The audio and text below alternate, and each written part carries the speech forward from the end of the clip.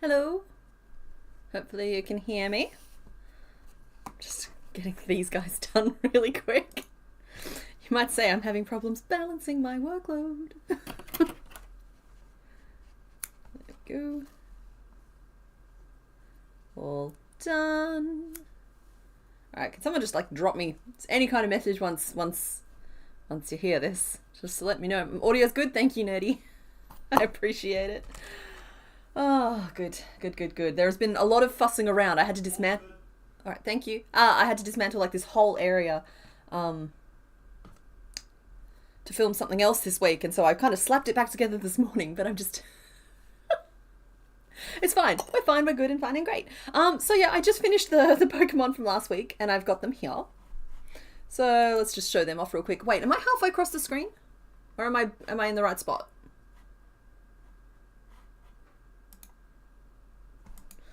Chattomate kudasai. No, we're good. Okay. We're fine. So, yeah, last week we made Lazuli, the Lapras, who I literally just added eyelids to, and I made her a little mean. It was an accident. She was meant to be sassy, but those little eyelids have just taken her to like a very cranky place. She's also a little front heavy. She's a rockin' Lapras. But that's okay. That's okay. We don't mind. I just tilt the little fins forward and she stands up okay. And also we made Muck, who's looking a little bit like an aggressive Ditto. I don't, like, not gonna lie, but I still really like him. Rawr. And we named Muck something? Did we name him a Muck? No, it wasn't a Muck. No, Muckleberry. This is Muckleberry the Muck. So, those two and the Nidoqueen pattern I still owe to Patreon, so I'm sorry to any patrons who are currently here watching this. I will get on top of that, I will. I also owe you guys the kitten pattern still, the written version. I'll get it all done. It'll all be done soon. A little Lapras milkshake, Muckleberry. Wait, what are we bragging about? Husband and you celebrated your 50-year anniversary. Congratulations, Roxanne. Mr. Bones and I just ticked over 7 years. So, yeah, long way to go before 50. That's amazing. That's so cool. All right, so I'm sure you're all dying to know who we're making today for our 100th Gen 1 Pokemon. Now, this isn't our 100th Pokemon overall. It's like our 167th, I think. Hold on. 168th. But it's our 100th Gen 1 Pokemon, so it is kind of a notable occasion. And it was a lot of pressure to pick something. So I have a little plan today, and I hope it's okay, because it took the decision off of me, but it also kind of takes it off of you guys as well, and you'll see what I mean in just 1 minute. If it loads. There we are. Good. Okay. There was a lot of pressure to pick something on this wheel. So I have a little plan remaining today. Pokemon. And so there's 52 on there. I was tempted to leave certain ones off, but it also kind of takes it off of you guys as well. And you'll see what I mean on the screen right now. 1 minute. If it loads. There we are. Good. Okay. There was a lot of pressure to pick something. How's that?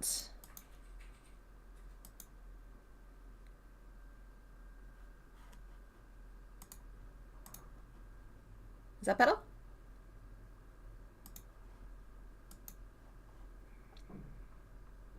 Sound overlapping fixed? Okay, good. Alright, sorry guys, it was just because I had the stream open on another channel, but it just means you won't get wheel noises, and I think that's okay. So we got a wheel! Yeah, sorry for the weird audio, that's awful. I hate that thing. All good, better. Thank you. Thanks, guys. Thanks for letting me know. Thanks, Mr. Bones, for letting me know. All fixed. So, I have a wheel, and I'm leaving it on the screen for a long length of time so that you can just, like, be very sure that I did not leave any of the remaining numbers off, at least not knowingly. I did go through the ones that I still had pictures for. That doesn't mean that mistakes can't happen, but I didn't deliberately make any mistakes. Gyarados is in there, Mewtwo is in there, and so is things like Ghastly. So, who knows? And I feel like we're going to spin this wheel, and whoever we spin up, that's going to be our 100th Pokemon, and it takes all the pressure off. So, this today could go a number of different ways. Right. Okay, so, shall we spin the wheel? Spin that wheel. Okay, here we go. I am spinning. spinning the wheel.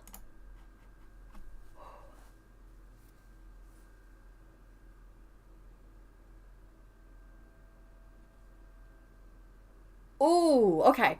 So it looked like it was going to be number 58, and instead it's number 78. So I'm going to have to just look up who that actually even is. Let's see. I'll do it through the sprite screen because I've got them all in a bucket there. Okay, so number 58 would have been Growlithe. We nearly had Growlithe. But number 78 is Rapidash. Number 78 is Rapidash. Okay. Let's just turn the wheel off for now. Let's remove. And thank you, wheel. Depending on how things goes, that wheel might make a reappearance either today or later. So yeah, we're making Rapidash. Rapidash is our 100th Pokemon. I don't know if I'm excited or I feel kind of like, oh, okay. I'd like, yeah, we're making fire ponies. Just as a gentle warning, I have done my best in the background. I've got like 12 projects on the go at the moment. Long story.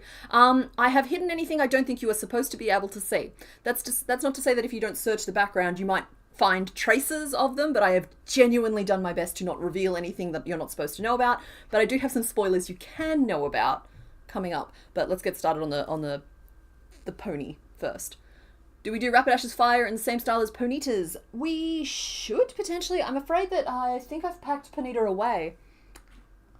So she's somewhere in... You remember that big bag from last week? She's somewhere in there. So... You're about to be bummed and you realise it was another favourite. Yeah, it turns out that the number 100 was determined to be fire. Because it was almost Growlithe. Growlithe? I don't say Growlithe, but when I'm on camera I do for some reason. And yeah, it turned out to be Rapidash. So let's draw us a fire pony. Rapidash is halfway off the screen. Come on. Pull yourself together, love.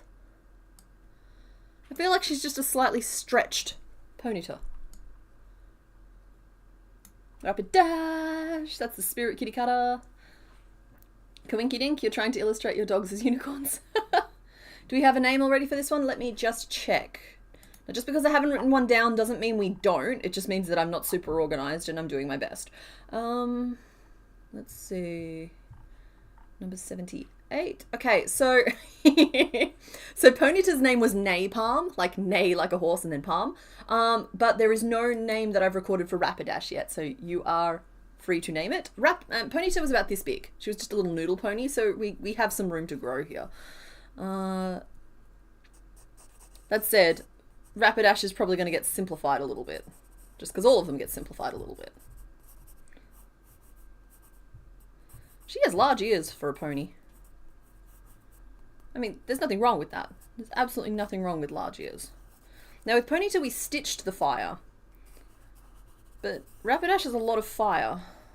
I don't know.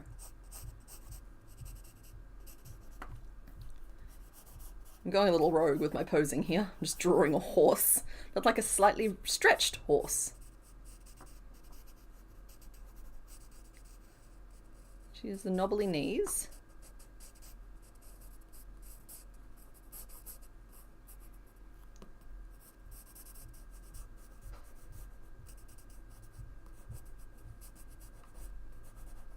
I need to look more at my drawing when I'm drawing it. You know what? I kind of griped a little bit about it, but I feel like this could have gone a lot worse for us. Like, there are plenty of others that would have been significantly less fun as our number 100. And at least this one here is something beloved by people, you know? Just making up the shape of the fire tail. I assume it's something like this. Don't know how we're going to make it yet, but like... She's been eating her beans.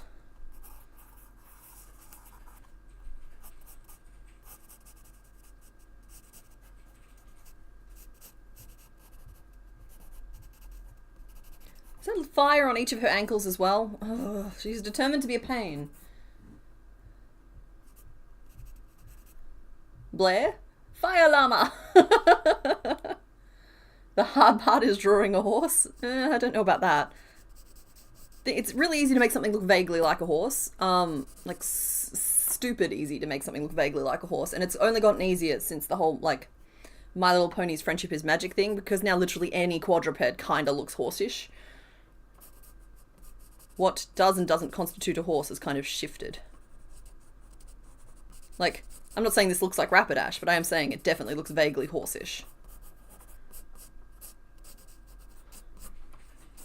Like I've made her back legs way thicker than I made the front legs there. And yeah, it's fire at every ankle.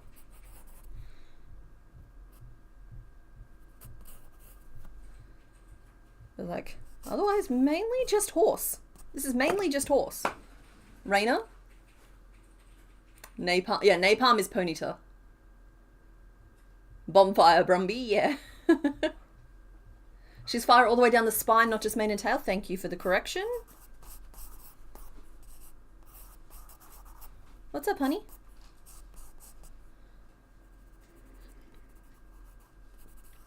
And how big or small we make her is going to impact whether or not I do safety eyes, or if we just stitch those on, because those are teeny tiny.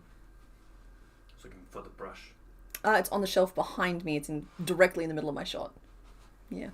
But I can get it for you later. We're making a good point? Who's making a good point? She's fire all the way down the spine. Yep, sorry, I feel like I caught that. There we go. Again, thank you for the note.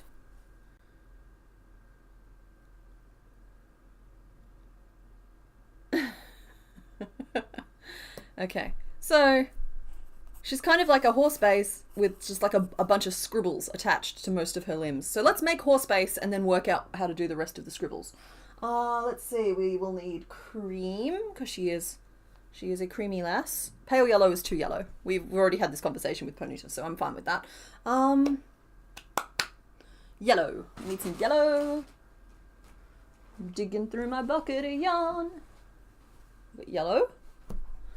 And we need orange, which I also have right here. The colours of that. This is actually orange, okay? Not whatever that is. I can't with you today, okay? You're being so annoying. Doesn't even know its colours. Do you guys mind sitting back there? Terrorizing everybody? Alright. The horn is definitely important. Agreed.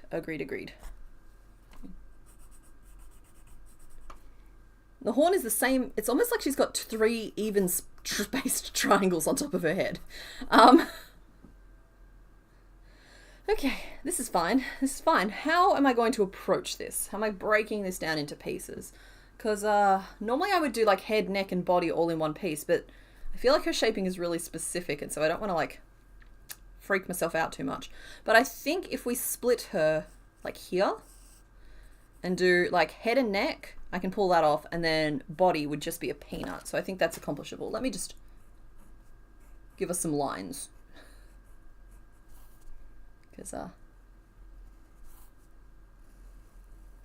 lines are good. And then I'll do a piece breakdown. This isn't procrastination. Don't know what you're talking about.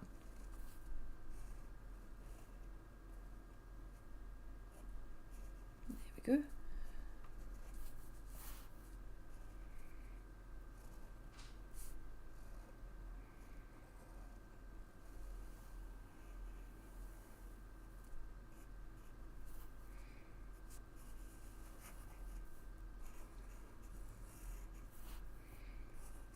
I'm gonna have to try and give this fire some shape. Because where a 2D graphic can kind of get away with just like plonking it behind them. It does look like to me like there is a, see here on the sprite, it does look like there's a gap. But I understand it might be just running down the spine, and you guys know better than I do. You've seen it from more angles more recently, I'm willing to bet. So I'll take your word for it that it's the whole way down. What's a little more fire at that point, right? Cool.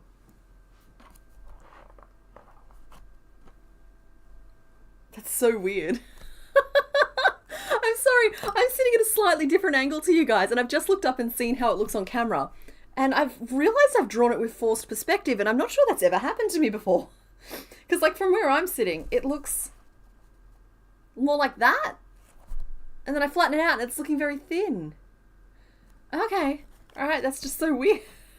I'm okay. You're okay. We're all okay. So I think we'll do head.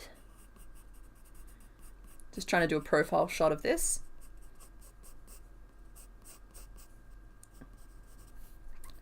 And like, at this point, I'm super comfy just curving down into a neck. Might put the head at a different angle, but that's fine. At worst, she'll be throwing her head slightly back, which I think just lends itself to here. And I think I'm going to try and put horn in as we go. So that's the first piece we're going to be making today.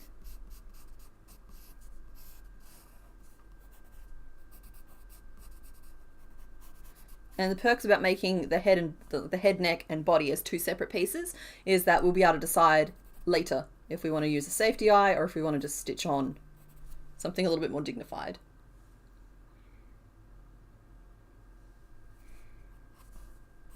That happens to you guys as well?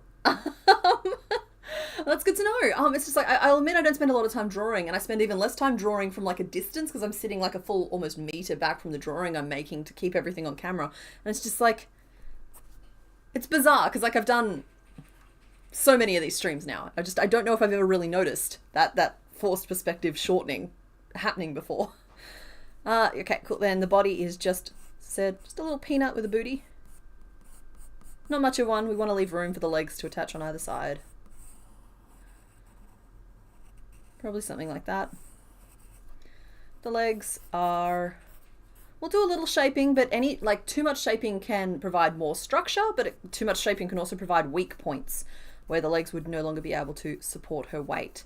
So we kind of have to keep that in mind. So her front legs are probably just going to be straight noodles with like a little bit of tapering at the top. Those knees are in particular what I think, if we try to do like that shaping where they bend all the way in, I'm concerned that it'll provide too many weak points and she'll no longer be able to hold herself up after a couple of weeks. Gonna have to think about that. Depends on how big we go really, but like in general, I'm nervous to do that. The back legs are a little bit different, where we'll do chunky thigh, out and back. It's a pretty easy shape to accomplish. It's just increases and decreases. That's what all shaping is. Good job, brain. Now, the question here is, do I try and build in the fire as we go? 100 Pokemon. Yeah, I'm so proud of us, right? Because, like, you guys have sat through most of those. All right, Mr. Bones is keeping track of all of the names for everybody. I'll admit that I've lost track of all the ones getting suggested. Just needs a little shaping. To the salon. Okay.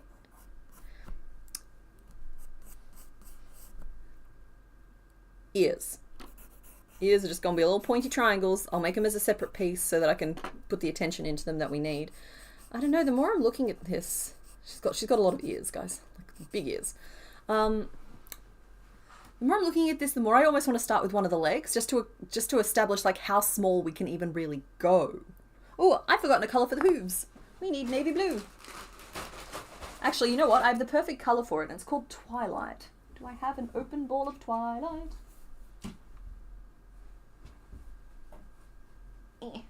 I do not appear to. You're really going to make me stand up this early in the stream? We've really only just gotten started. Twilight.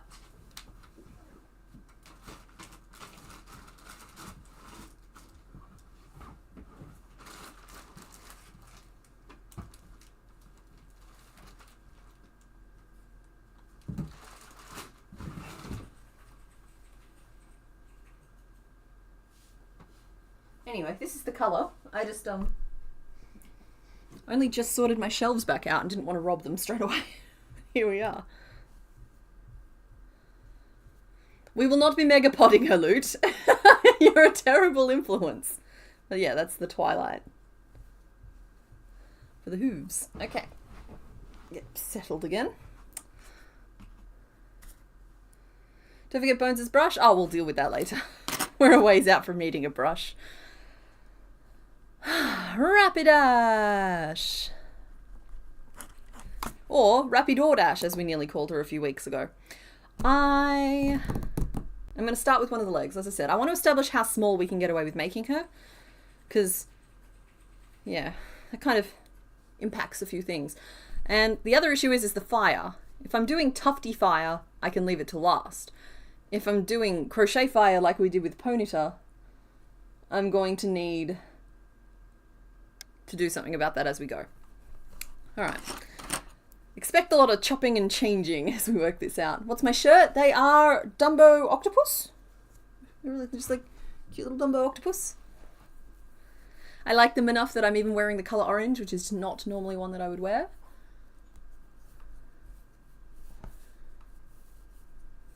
How to make it not look the same as Ponyta? Wouldn't mind a megapotted fire unicorn, fair. Okay. Look, I'm taking all, I hear you. But, honestly, I'm just waiting to see if I even have a choice in the matter. You know what I mean? Like, this could easily go way too big anyway, and the problem with, if she even turns out medium-sized, we will be spending all day on her, and we will not get to make our 101st Pokemon. Which means the wheel will go back in the box, having only spun once. What a sad fate for a wheel, indeed. Fun fact, when I gave the wheel a test spin to see if it worked, Graveler came up. Alas, Mr. Bones' favourite is still unmade.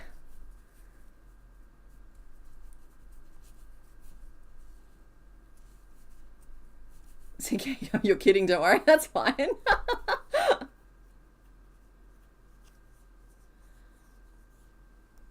Number 100 should absolutely be megapotted? No, number 100 should decide her own fate. And like, the hooves at 9 stitches around are already pretty dang big. Just saying. Like, if all 4 of them are like that, then her legs are up here, then her head is up here. So she's like already a sizable kind of lady.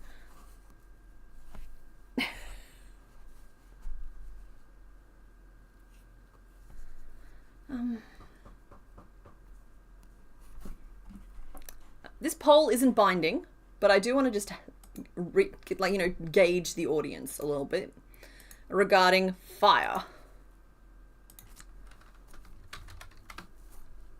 Is it 1 syllable or 2? No, I'm just joking.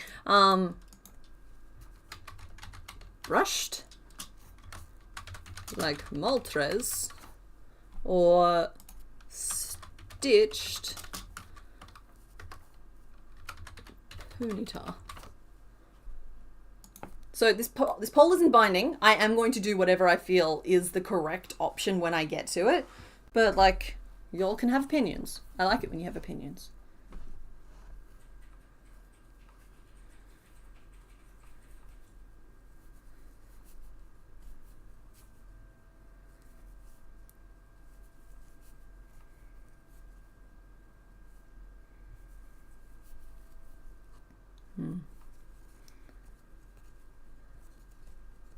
I think thematically it should match Ponyta. Yeah, I'm kind of leaning that way myself. Just because I do like them to look like, you know, when the evolution families to look like they've used all the same techniques. But then, like with Poliwag, Poliwrath, and Poliwhirl, I don't think I did the same spiral twice. I think I did the spiral differently every single time. So I'm also not being I'm not like holding myself super accountable to that rule. So there is space here. And honestly, this kind of hair formation is going to be quite tricky to do. That's not a reason not to do something, but it's going to be quite tricky to do not brushed. It's going to be pretty hard to do brushed as well because there's no internal structure. I don't know. And that's the problem with spinning a wheel, is that sometimes I've thought about some of this stuff in order to help the stream flow a little bit. And not tested it, but thought about it at least. So I have some like plans on how to proceed. But see, I took the hoof down to 8 stitches. Still kind of big, guys.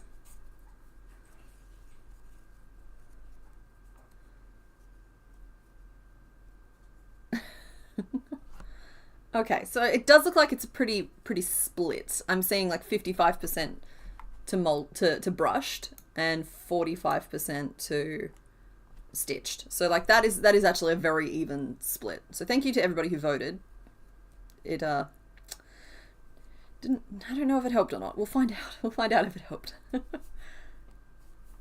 Okay, I'm going down to the smallest possible hoof. Yeah, we are 6 stitches. I tried 9 and it was way too big. I tried 8 and it was too big. I don't want to do 7 because 7's a stupid number. So we'll do 6. Whatting about brushing a structure of fire so it's fuzzy still? We could absolutely do that. Yeah, it's a thought. It certainly is. I think I'm going to have to sew on the ankle fire as opposed to stitching it in, just because we're still very undecided at this point. Okay, I have tiny hoof. Start in blue. You're going to magic ring 6, and then we're going to, did I back loop only those? I did. Good job, me. And I'm going to change to cream. We've got to write it down. It's one of the rules. Current the name. Okay, we have a current name list. We have Hestia, Centurion, and Briquette. Charcoal? I like charcoal. Mr. Bones, can I get a vote? Can I put charcoal on the list? Because I like napalm and charcoal.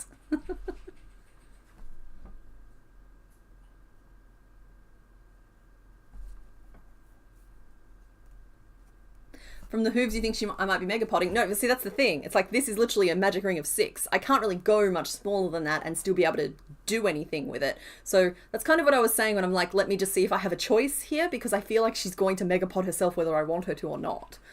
I have very little control. Unfortunately, there's an illusion of control, but actually having very little control.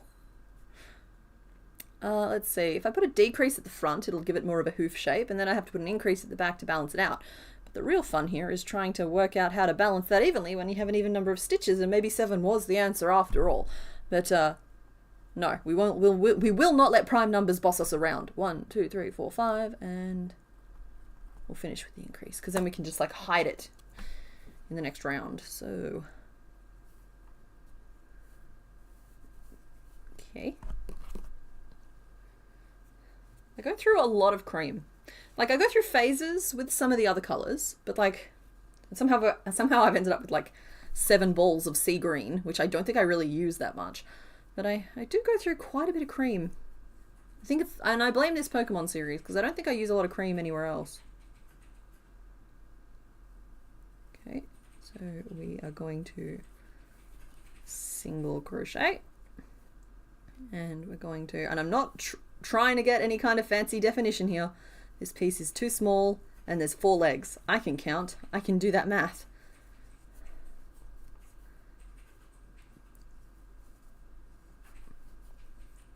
And we'll put an increase at the back so that we didn't lose a stitch in our round. We just sort of moved our round a little bit. Okay. Tiny hoof. Dainty little tiny hoof. They're meant to be like hard as diamond or something. I know there's like a whole bunch of like Pokédex lore regarding Rapidash's feet. I could make her in a laying down position. I could. Maybe she's born with it. Maybe it's gasoline.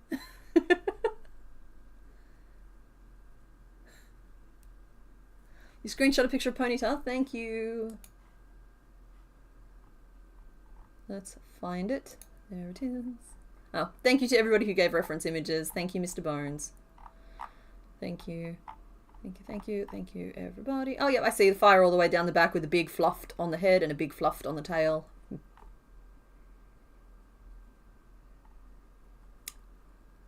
Yeah, and there's a little Ponyta, little noodle face.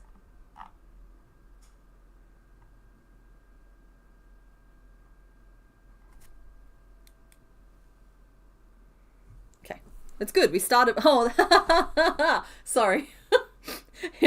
She's our 100th Pokemon. She's the main event. Alright, I'm doing legs now. Hold on, let me just finish stitching this. I'll stop. 1, 2, 3, 4, 5, 6, 7, 8, 9, 10, 11.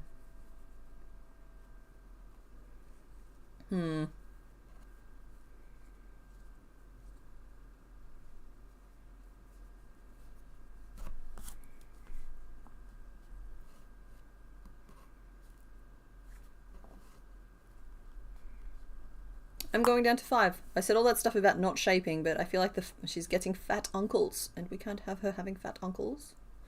So slip a sneaky little decrease at the back, and we're down to 5 stitches, which will give her that little like toe shape. Main event logging off now. Good night, y'all. Sorry, confused paladin. You know what? No, I'm not sorry. The puns are staying. Pop that somewhere else for now, so I have room to move. There we go. That's a bit better. Okay, so I should use a safety bobby pin at this point. Caterpickle, do you mind if I use yours? You've been holding it very well for us for a few weeks now, but I can't see any others conveniently around, so I'm going to borrow yours. Everyone make sure that I give Caterpickle back his bobby pin before the end of the stream, please. Just got here after a surprise nap. What have you missed? We spun a wheel, sigil sealed. We spun a wheel to find out the 100th Pokemon we were making, and the wheel had a sense of humour and decided we were making Rapidash. Right now I am making a single noodly leg to define how small I can go in good faith with this particular pony.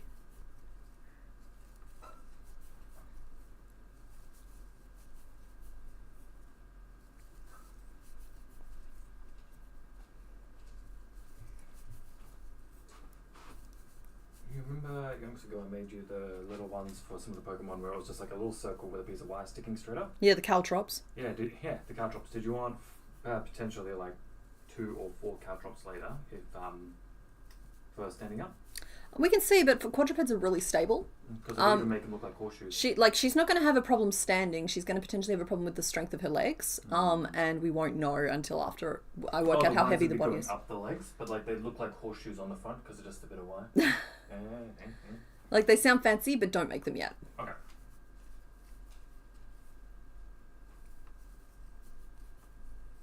Magmare.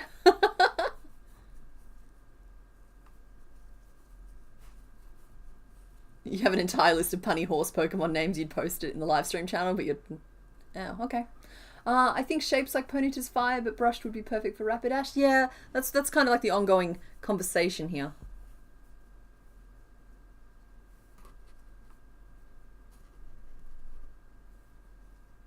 It's a very good horse leg.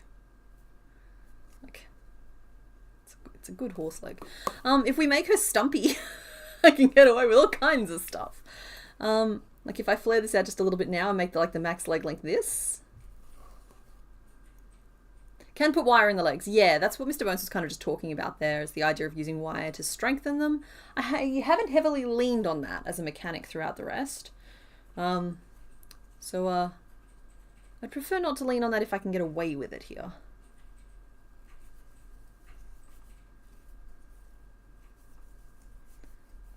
She's a nightmare in the ring. That's why she's the main event. Yeah, it sounds like a wrestling name, you know? I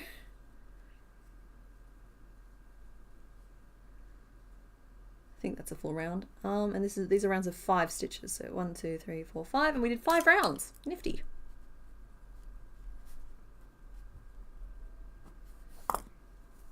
Alrighty. And now I'm going to flare out into like the top of the leg. Just going to sneak an increase at the front and at the back. So that's a single crochet and an increase, and then 2 single crochet and an increase.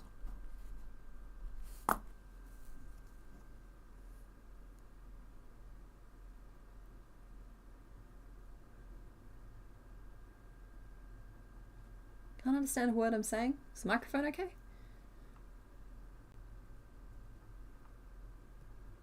You made it for the 100th, but I love Clodsire. Yeah, I'm glad you made it too. It's gonna be a long one today. The wheel had all the power. The wheel could have chosen us something little and small and we would have spun the wheel again. But for now, we will see how far we can get with our nightmare. I'm going to do my best to avoid any puns that I know specifically are from My Little Pony. I'm just gonna say that now. It's like we need an original name. She deserves an original name. Well, at least an original enough name that I don't immediately pick it out as a quote. Okay, and then we'll do 7 around again. And so like this is, I'm doing my best here to avoid megapotting as much as possible. I mean, like I've literally just made the leg wider and we're up to 7 stitches around. So I don't feel like I'm doing too badly here.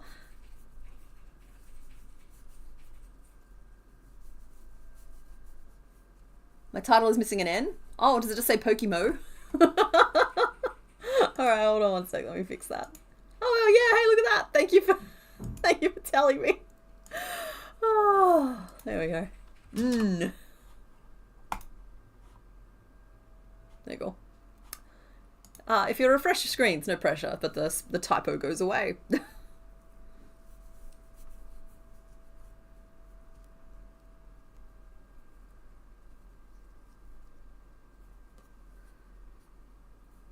Okay. Seconding the earring check. They look cute, but you can't tell what they are. Oh, they're little hooters. They're old hooters, but they're good hooters. Yeah. These camera never wants to focus on these particular earrings. These earrings defy all attempts. That's not too bad. They're just little owls. And now my face. Oh, hey, it focused straight back on my face. Good job, Logie.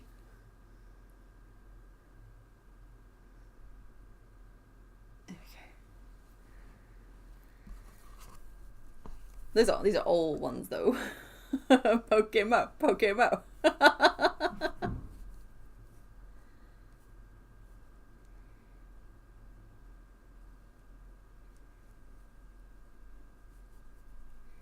And 2.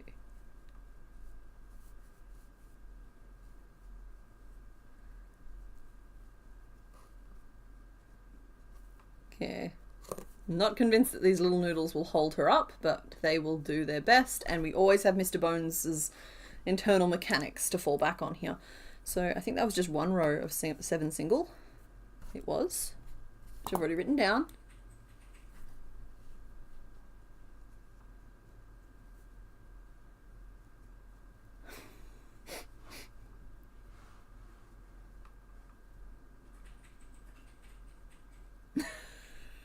Y'all clean it up, okay? I'm clearly talking about my owls. My superb owls. Do I go up another thing, or do I leave it that length? I think I just leave myself the option. 1 noodle leg accomplished. I'm going to make another one straight away. Let's just get them done. Let's get her done. Hooters does not refer to owls in America? Y'all are a bit silly then. I think Hooters is perfectly... I'm going to stop saying Hooters just in case now. Thank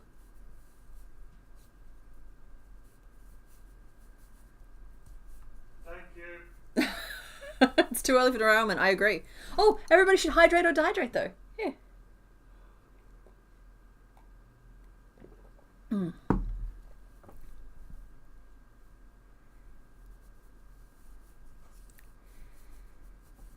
Good, we're hydrating. I may have had a little bit of sugar before the stream. You might be able to tell. Oh my goodness. Okay, so has anybody else? This now we're on to the main event. I'm going to say the main event like 15 times today. It's going to be accidental after not having said it in many moons. So, all right, has anybody else been caught up on fish talk?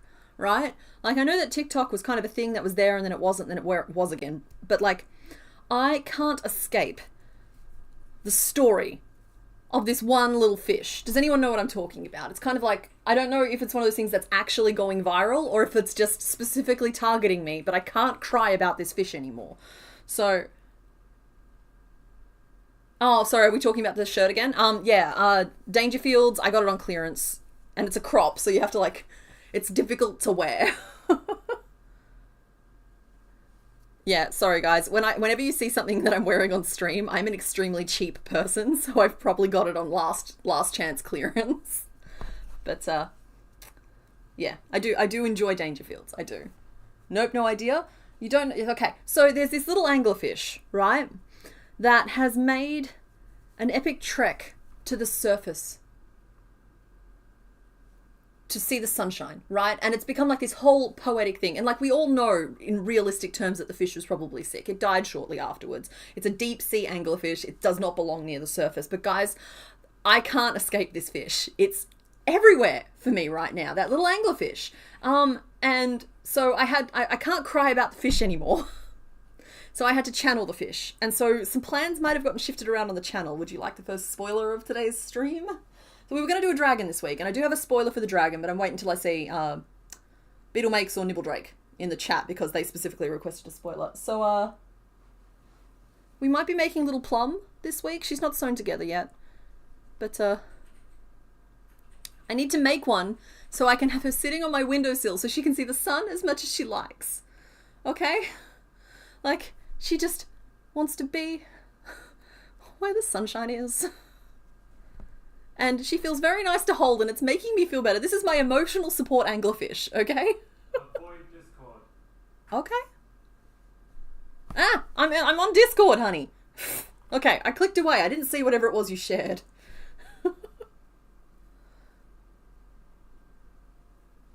So yeah, there's obviously like a lot of stuff around this particular anglerfish, but I cannot seem to get away from this anglerfish. It's all over any social media platform I engage with. I don't know if it's just because it's targeted to me or because it's actually going place like it's actually out there, but like I can't cry about the fish anymore. So we made the fish, and I will be sharing the pattern for that with you this week instead of the dragon that we were planning on sharing, which will come up the week after. He's still kind of in very basic form right now, but he's a cutie pie. So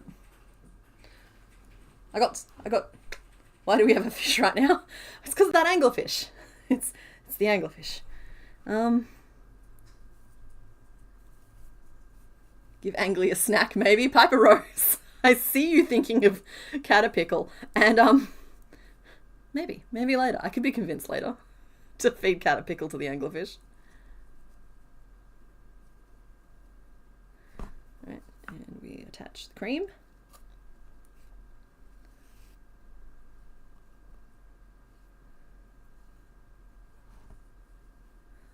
Speaking of clothing, that one sewing pattern sweater thing that I crocheted, do I ever still wear it? I do, in winter. We've been having a string of, like, heat waves here, and so, like, honestly, y'all are lucky I put clothing on for the streams. It's been miserable here. Like, so, yeah, I absolutely wear it. It's super comfy. It gives, like, a nice weight to anything, and it lays over the top of stuff. That's why I made it as big as I did, and so it's like, I don't know, it just gives a very comforting amount of pressure. And it instantly makes anything you're wearing like 20% warmer. So it's perfect. It's great. It's actually one of my favorite items of clothing. Never finished the bottom of it. It's like I'm not the person to come to if you want things to be finished. Absolutely the person to come to if you want like broad strokes answers. Just funny because I always thought of myself as a detail-oriented person, but nope. I can take chaos and bring order to it, but I need someone else to look after the details. Taking you all to the kitchen. Yay! I want to go to the kitchen. What are we doing in the kitchen? Benevolent Elephants. Your name seems designed to trip me up. Napalm is the name of Ponyta. So we can't use that for Rapidash as well, but like it's a great name. Yeah, oh, well, and we also got like Lamp. But like Lamp is happy. Lamp has caught its little bubble of sunshine. I didn't write down how many rows of 7 I did last time. Yes, I did. Yes, I did. It's right there. Calm down. Calm your farm. Okay, we're doing 25 stitches. Ready all? 1, 2, 3. Oh, no, I've got the stitch marker here. Thank you. Caterpickle doesn't have it back. I'm getting used to what does and doesn't show on camera in this location. Well, not this location, but with this configuration. But you can see his nose. He's watching that bobby pin for me. He's such a good little bug. What would I recommend to make a tortoiseshell cat coat pattern for the cat pattern? Okay, so variegated yarn is what I'd recommend. And just let the colours fall where they may. When I do pattern videos, there's kind of a reason I stick to solid colours, and it's because the pattern process for colour markings is just obnoxious. 1, 2, 3, 4, 5, 6. Oh no. Oh no, oh no. Oh no, I'm right. I'm fine, I'm good. We're not doing 25 stitches. I forgot to do a row. But it's okay, we didn't skip it yet. Yeah, honestly, I think variegated yarn is the easiest way to do it. if you're interested in that sort of thing. It's the kind of thing where I would do color markings on one I was making for myself if I was doing it as a project, but I would never want to ever in 100 million years write down a pattern for that kind of color marking. But you could use paint. You can make a white one and paint it. I'm thinking about painting my white one. Oh, yeah, that's true. Or use a double strand. Oh, I just flicked a pin. Poor Torty. Torty's having a bad day. Yeah, double stranding of a yarn would work as well. It'd make it 8 times the volume, twice in each direction, give or take. But absolutely would work. Yeah, so I would lean on yarn to make color markings. If you needed to do something specific, like tuxedo markings or something like that, I feel like those are a little bit easier than just the ones that look like they've run through spray paint.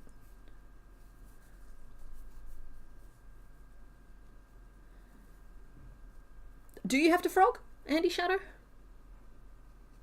I'm a huge believer in chucking an increase in if you don't have enough stitches. Or a decrease. Just like adjusting the row from there, but it does very much depend on the pattern. Like there are certain designs I would never mess with. I'm a big fan of the charcoal name, but I think all of the names are pretty and would work quite nicely. Double stranding would absolutely come out more tortoiseshell. Calico is a bit more specific color patches, but at least with any kind of these kind of markings, you don't need to worry about super crispy edges because there would be just that little bit of wibble wobble between the two. I think I've just done 5. Was that last one a decrease or nah? Nah. This leg is not coming out to plan. I'm not following the pattern very well. Rooting, not rotting. Yep, Caitlin, it's okay. I got what you meant. I don't think I read that one out loud anyway. Rapidash should have a racing horse name like Secretariat or Harry Trotter, Smarty Jones. Rogan Josh. Happy time zone, Makona Barb. Oh my goodness, how many bees?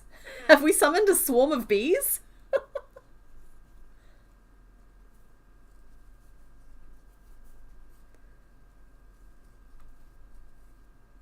That's good. I'm glad that we've got a couple of favourite names there.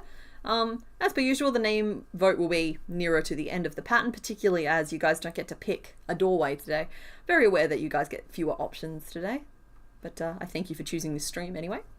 And if we spin the wheel again, you'll be here for the spinning of the wheel. The problem with spinning the wheel again is that we might spin up like a Venusaur next, and we just won't have time. We have a decided end time for today's stream, which is, it's like 4 hours away. Like, it's 4 hours away, it's fine. But yeah, we do have a hard cutoff because gotta go get some groceries. It's knitted, but look up Miss Trudy's Torty by Sarah Elizabeth Kellner for an example of variegated achieved by holding yarn together. Oh, pretty. Ask not for the bees. I have a pattern. No, we have a swarm of bees. I see Bumblebee and I see Bumblebee, and I think there might be another one lurking around as well. Cool, we've got a bunch of bumblebees. Also, someone suggested the name Frog Buddies for the chat. I just wanted to gauge the temperature of the response. Did someone say bees?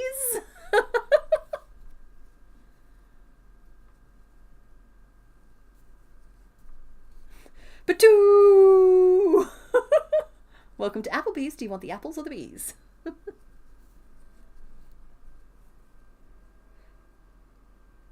Okay, I think that's 5 rows of that. We're doing our best. She might have slightly crooked legs, and I'm okay with that. We will love her for her imperfections. I've kept approximate count, all right? We're in the right field. We're in the right vicinity. Bees! Look at them! The swarm. Random question. I said at one point I used to crochet inside out. What does that mean? Well, I'll show you in just a sec, given that I'm nearly finished this piece. If you watch my very early patterns, you'll notice that I'm working my hook around almost like the back of the piece, like working from right to left, inserting my hook from the inside to the outside. Yeah, I think it only was really a problem with the witch owl pattern, which was like the third thing I ever posted on the channel or something like that. And yeah, I had people comment that the feather texture was really hard, and I didn't understand why, and then I worked out that I was stitching inside out. So yeah. All right, we got 2 little dainty noodles.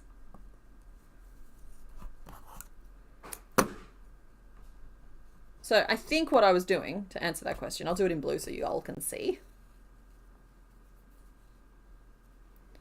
I think the mistake used to happen. I don't want to accidentally break my brain and go back to doing it because it'd be a problem. But here we go. Let's just get a little starting magic ring going for us and see if I can show you. 3, 4, 5, and 6. And then instead of like continuing to work around this way, somehow I was twisting in my inexperience and starting to work around like this way, which means that like the wrong side of the work was out. The stitches that look nice were on the inside. And it would just be just that little bit weird. So see how I'm inserting my hook from the inside back to the outside? That's what I mean when I say I was working inside out. That said, if you stitch that way, I am a firm believer in there is no wrong way to do things. It might make certain techniques or patterns more challenging, but if you like the way that it looks, don't let anyone tell you it's wrong. Like, don't be belligerent about it. Don't go around telling other people they're wrong. But like, if you are doing a thing and you like the way that thing looks, and everybody's coming by and arbitrarily telling you it's wrong and you should do it differently, don't if you like what you're doing. There is no wrong way to craft or create. Like, I mean, within certain safety reasons. Nibble Drake, hey, I was waiting for you. Dragon spoiler. It's been pushed back a week, but you were pretty keen on some dragon spoils. So there are your dragon spoils. He's just a cute little guy. He's been replaced with an anglerfish this week. Because I'm an emotional lightweight and I needed to do something to honor the anglerfish. I watched Fruits Basket back in the day. I think they've re-released a different version since the version I watched. I watched the anime, and I would have watched it back in... It was on DVD, so I don't know if this is a release date, but it would have been back in like 2007-ish, 8-ish, around then. Maybe 2009.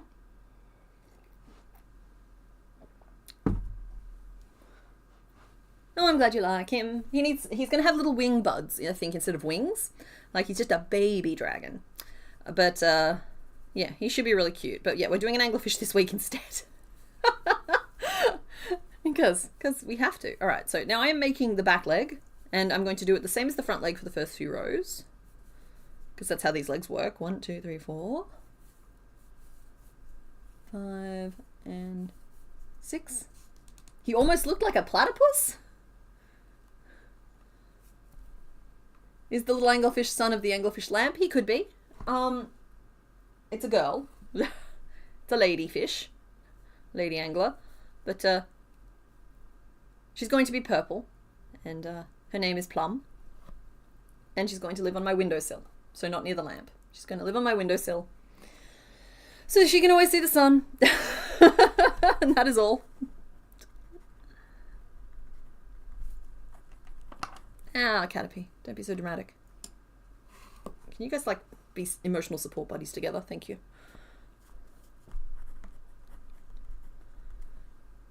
Make him have 4 wing buds and antennae for cool bug dragon. I don't know about that.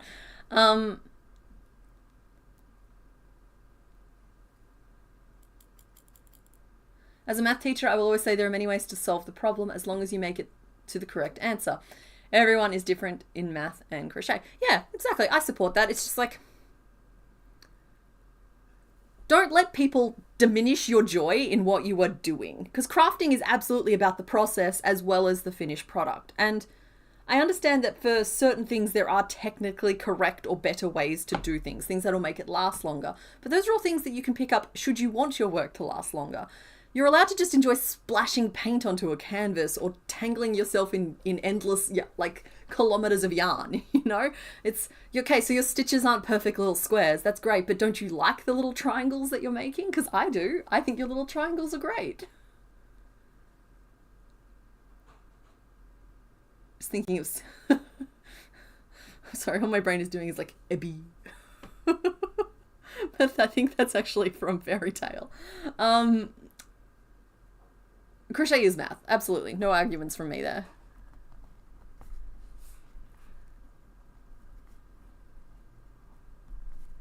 Sorry, y'all. I just got to jot down this pattern real quick. Now, I think we want to go up to at least one row of 5. I need this.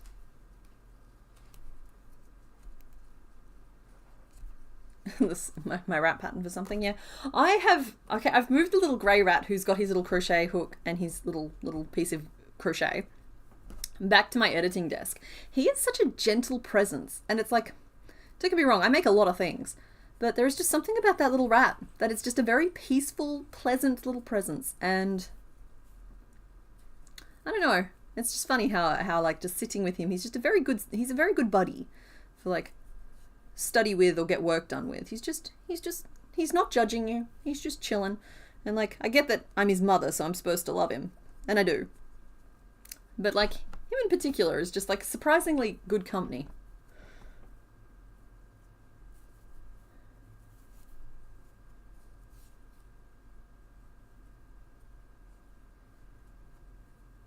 Okay. And we stitch some more. We stitched a little, and now we're stitching more.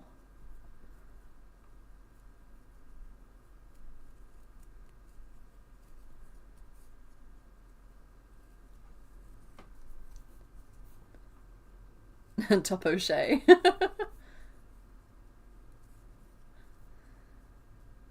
Oh yeah, what is the name list at, Mr. Bones, if you wouldn't mind? I know Hestia was on there. I'm assuming Charcoal is on there.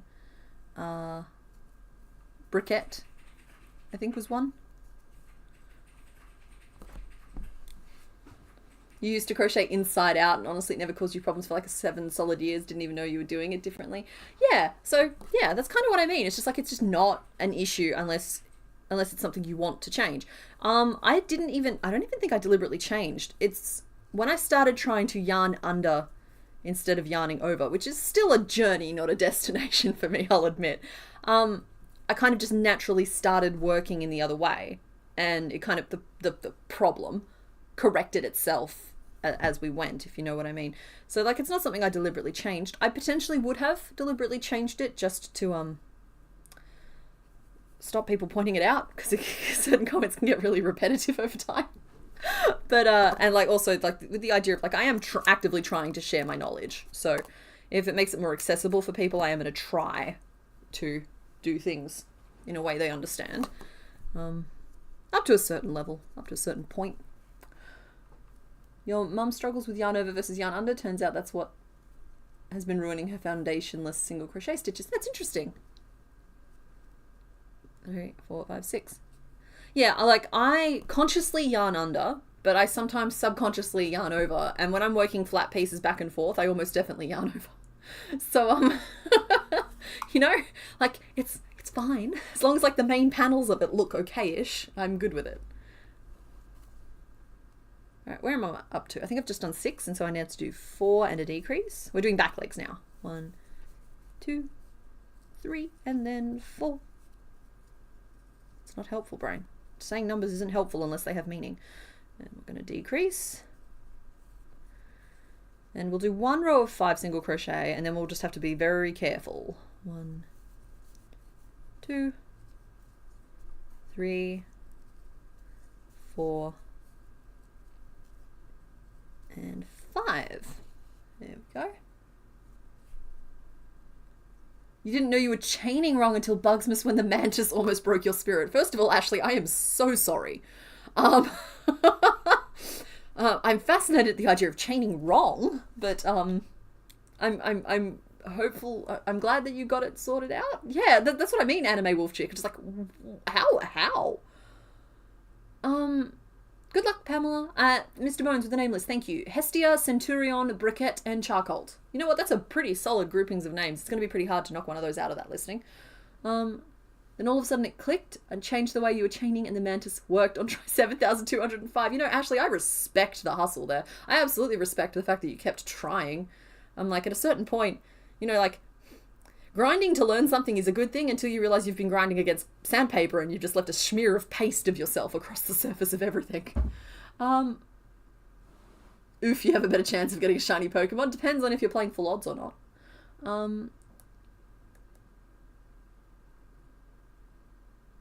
That's okay. It's with the whole like not being sure how it was wrong. I think that yeah, as long as you know what to do now and it's not causing you problems that you can't remember how you used to be doing it, I don't think it's an issue. All right, we'll do one more row of 5. 1, 2, 3. Don't do it, brain. 4, 5. Thank you. Numbers have meanings when you assign them meanings. You can't just say numbers and do things and pretend that it's counting. Okay, so with the back leg, I'm trying to get up to a certain point with it, but I'm not sure if we've reached that point yet. Whew, my sinus keeps clearing. And I keep just going, wow, there's a lot of oxygen hitting your brain right now. I don't know, I'm tempted to do one more. No, we shouldn't do one more. It is good the way it is. So I need to increase dramatically at the front to start forming this leg. It won't be as dramatic as this chunky little drumstick, but yeah. So that is, what, 2 stitches up, and then an increase 3, and then 2 stitches back, which should get us back to 7.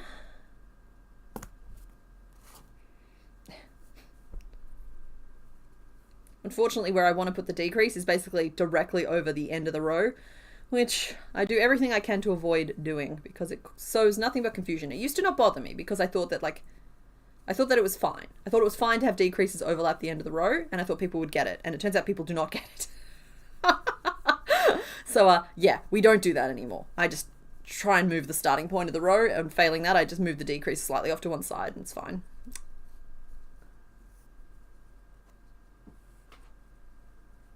Used to watch a YouTuber who would say practice makes permanent. If you're practicing wrong, you'll never get to perfect. Huh.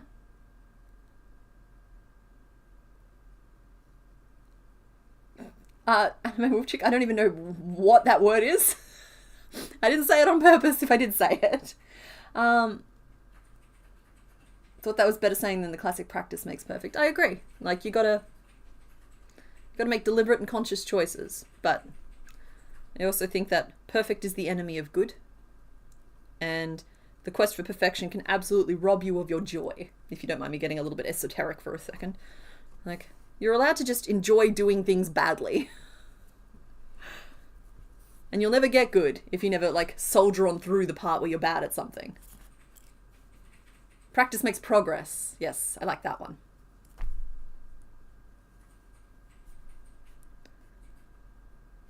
I'm going to start with a decrease. We'll do a single crochet, another increase 3, a single crochet, and a decrease.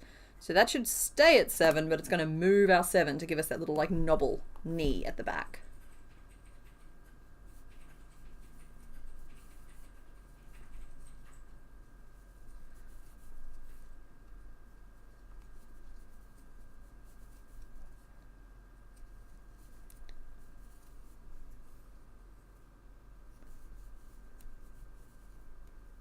Why do I want to read that quote in a Russian accent?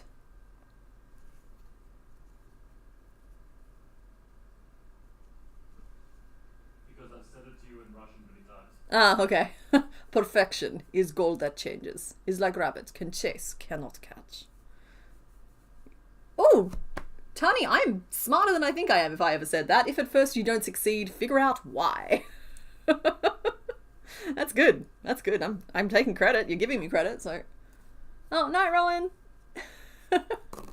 Thank you for hanging out. Yeah, we are making our 100th Pokemon today. Well, our 100th Gen 1 Pokemon. It's our 168th Pokemon overall, which kind of doesn't sound quite as fancy. Okay, we have a little thingy, like little bend that goes at the back. This will be mostly covered with fire, water, eggy. So now I just need to like curve the thigh out a little bit more. I think we're still sitting at 7 stitches.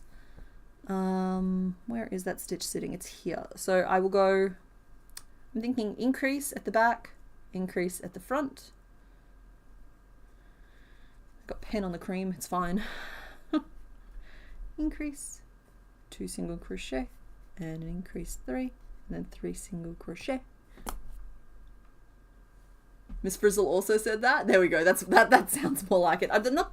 You know what? I never watched the Magic School Bus, but it makes way more sense to me that I encountered something smart than I came up with something smart.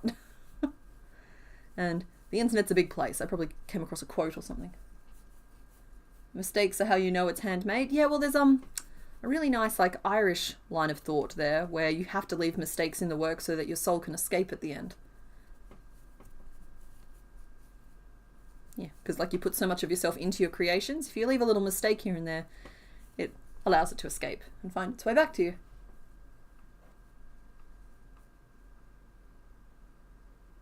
Sometimes mistakes are traditions to not anger the gods. Okay, that escalated quickly. There is also fail. First attempt is learning. Yes.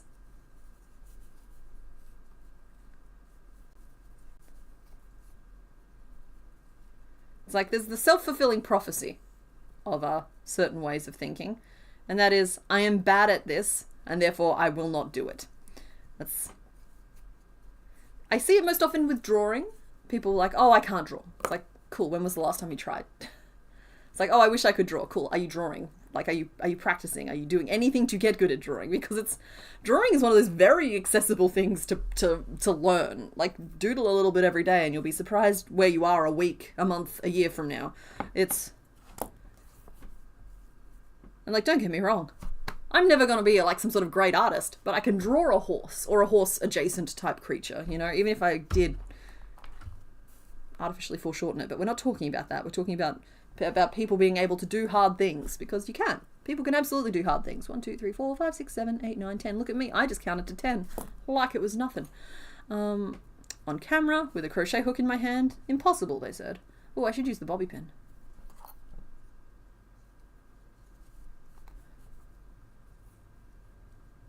I could never draw, but I spent several years ignoring that, and suddenly you can draw. Exactly, Ashley.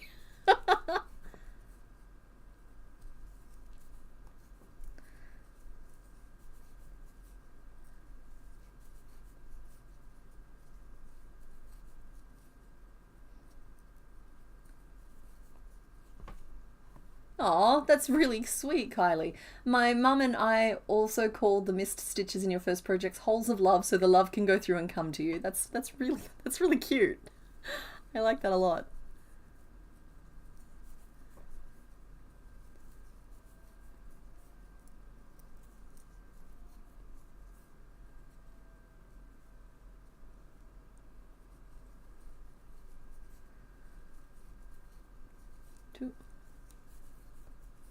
Remember, Caterpillar wants his bobby pin back at the end of stream. Thank you, Ditto. We're still using the same bobby pin. I'm being stared down by the caterpillar, so hopefully I remember.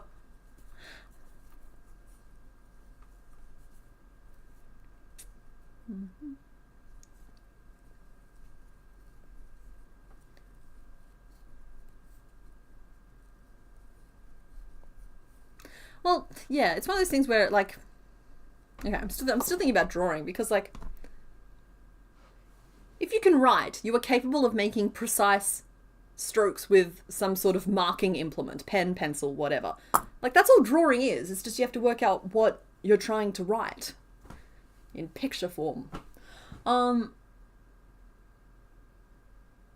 we're talking about Greek myths. It's a bit much for me to read out, but I'm interested in reading it. You definitely suffer from that mentality. If you're not perfect the first try, I go, well, I guess I can't do that then. I've made a little bit of a joke about it on the channel. I just took the bobby pin out without counting how many I did. Dang. I think it was 2. But yeah, like a little bit of a joke of like, oh, I tried that and then I was terrible at it, so I stopped immediately. It's just like, I joke about it sometimes.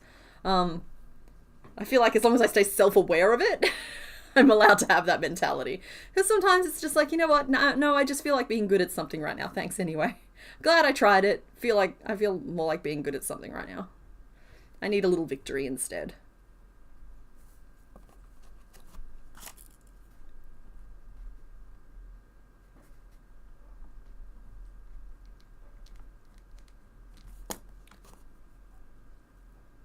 Sorry guys, I know these legs are slow going. But once they're done, we'll move on to, I don't know. I'm trying to decide if I want to do the head and neck or the body first. Next. Yeah, neck. Neck next or body next? You do not want to see your handwriting. That's true, I am making an assumption of legibility there. Mr. Bones basically writes in hieroglyphics. Hydrate or dihydrate? Thank you very much, Jamie Bond. I second that. Everybody, hydrate or dihydrate?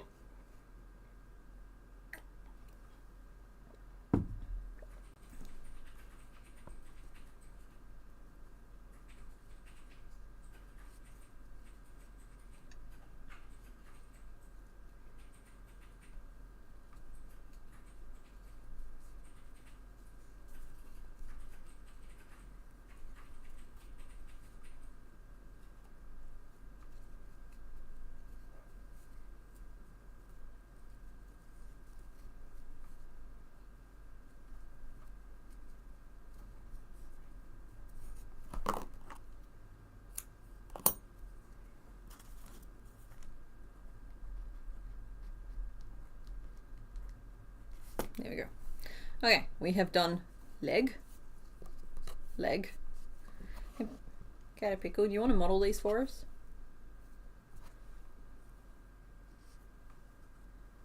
Because he's about the right size. There we go. Nobody tell Nat, okay? I don't know how she'd respond. Good. It'll be good to know if they can hold up the weight. Cause he's half horse, half caterpickle.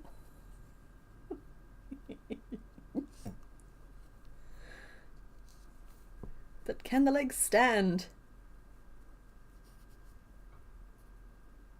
Oh, he's a little wobbly, but he's doing it! Alright, mate. Okay, we need another back leg, but I think these legs are going to be up for the job. One final leg.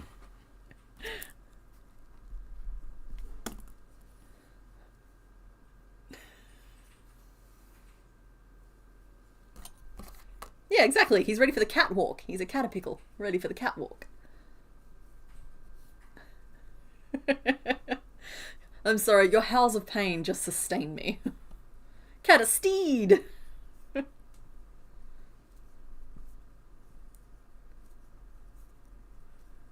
He wants to run. He wants to leap.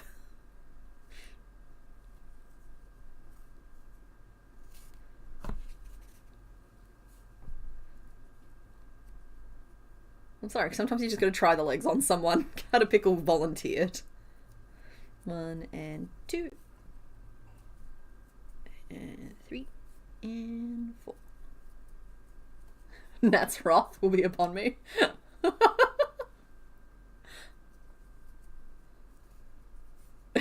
Hey ho, Catesteed, away! Okay,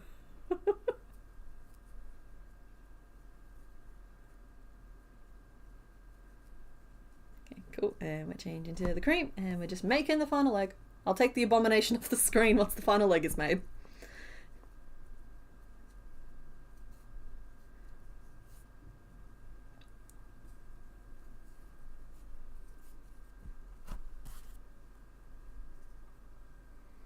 Okay, and we decrease. Try them on the anglerfish. I would, Tani. It's just there's so much that's not pinned, like nothing's sewn to the anglerfish yet, so I don't want to mess with her too much. Her big dreams are already going to cause her all kinds of problems this week. So let's not give her another set of dreams just yet.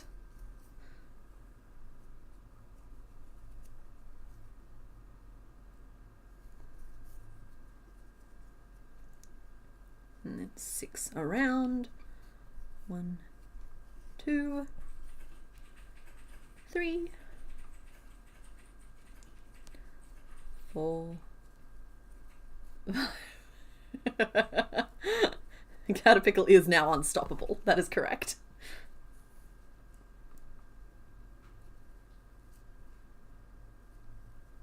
So we got an answer of putting Pokemon in a blender. You get Caterpillar with horse legs. That's true. Well, I mean, you guys have been asking for Pokemon fusions.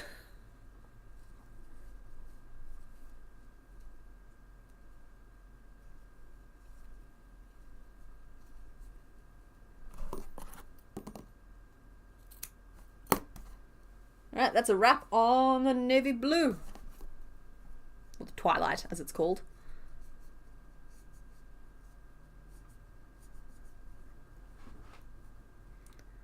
He wants to be where the people are. He wants to want to see them screaming. Enough of that, we're not messing with the mouse. Sorry.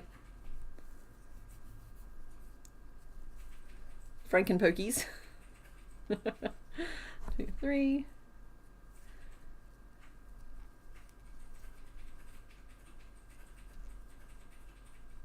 What the heck is the thing with all the teeth besides Caterpillar? Kaylin, it's a fish. 6. I'll show you in a sec again. Hang on. 7. 8. 9. Sorry that I keep wriggling my nose. 10. Okay. It's an anglerfish. We're making an anglerfish this week because the internet lied to me and told me something was trending, but also I'm feeling just too much emotion over a little fish, and so we channeled that creatively. And so, yeah. Y'all will have the option of making your own Miss Plum as well, if you would like to.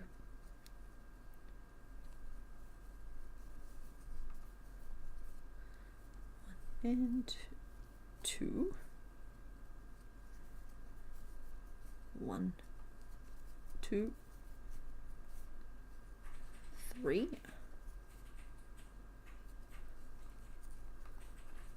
1 and 2. The conversation is hilarious. Oh, hello, Anxiety Bakes. You thought you could sneak in on here.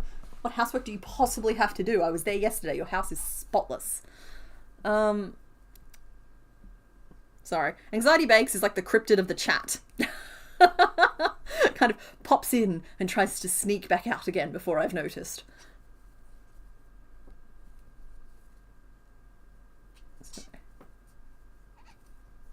Are we going to be getting a drama noodle pattern this year? I don't know. We have a lot of year left. I'm going to kind of let, first of all, my own whims, like if I get like swept up in something like with the anglerfish, I'm going to let that happen this year. And I'm going to let numbers decide the rest. So I've got a few videos that I need to plan that have been requested by the patrons, which is fine. That's cool. I asked them to, and that's great. Love that kind of feedback. But in general, like the videos that perform well, I will make more of those. That is, I've told myself I'm going to do that this year because we gotta get the channel. We gotta get the channel a little healthier than it is. That's all. If it's going to keep going. So if you like a video, let me know by hitting like, and do not force yourselves to like videos that you do not like, because if you watch videos that you do not like, then you'll end up with more of them, is the long and the short of it. Currently, it's looking like certain patterns are just going to not be a thing, but certain patterns are absolutely going to be a thing. I haven't quite worked it all out yet, but that's half the fun. Yeah, sorry. That was a very rambly answer. Long story short, it's like there's going to be a lot of like, I get caught up in my own whims and I'm going to make stuff for that. I've got a really big, exciting project that you guys will see before the end of June. We're working on it though. It's a long haul. And other than that, I'm going to make content that is popular. Like the Pokemon series did okay. I'll probably do another chunk of those. But like, yeah, just it is what it is. Caterpillar did grow legs.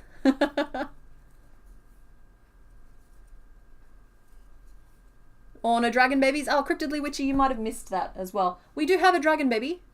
It's just getting bumped back a week. That's all. He's cute. He's coming. Don't worry. It'll definitely be... I needed another video for February anyway. So, it's fine. We just reordered things slightly.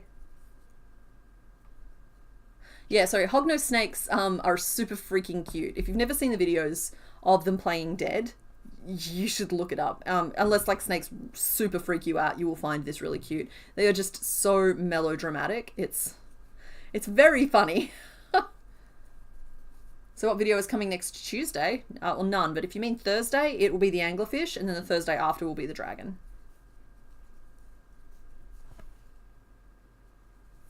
And just in case, we're talking about the Complicated Knots channel here.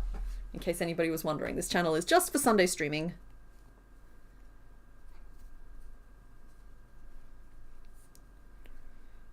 I'm low-key mindful that at some point there might end up being like people who find me through this channel and don't necessarily know about the main channel.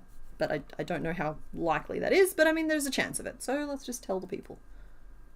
Unfortunately they only play dead when they're very scared. Yeah. They're like, and like there is that kind of level of negativity to it, and I don't like the idea of people... I'm assuming that hognoses exist in the wild and not just as pets. I don't like the idea of people like messing with them just because it's funny. So I just have complicated feelings about things.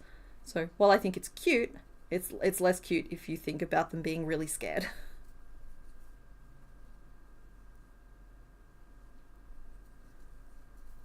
Yeah, they're just little guys.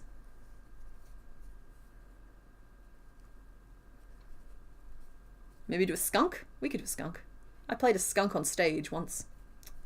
Used to be part of the local repertory club. There's video of me out there somewhere as a teenager dressed as a skunk. So singing in the forest. I think we were doing like Babes in the Woods or something like that. I'm like, yeah. Let go. My scissors are slightly magnetic. They're exposed to a strong magnet. Here you go, baby. You ready to run?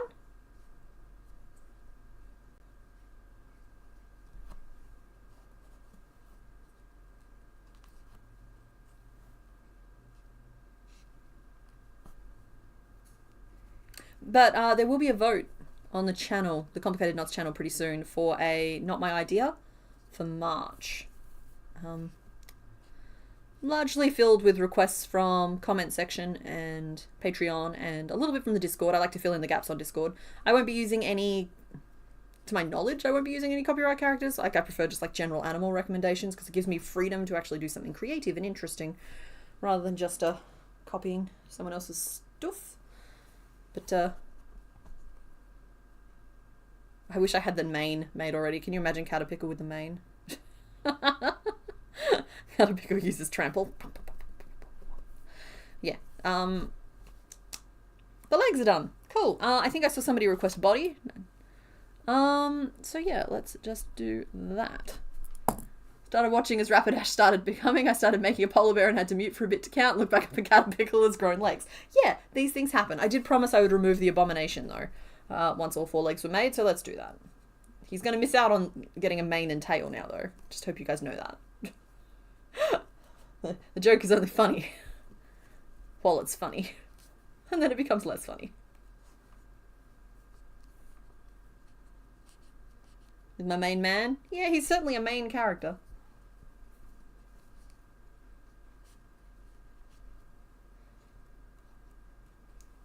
Look, okay. Caterpillar with legs is not going to haunt your nightmares because I'm sorry, you've survived the Infernape, you've survived the Mr. Mime, we've survived far creepier things than a caterpillar with legs.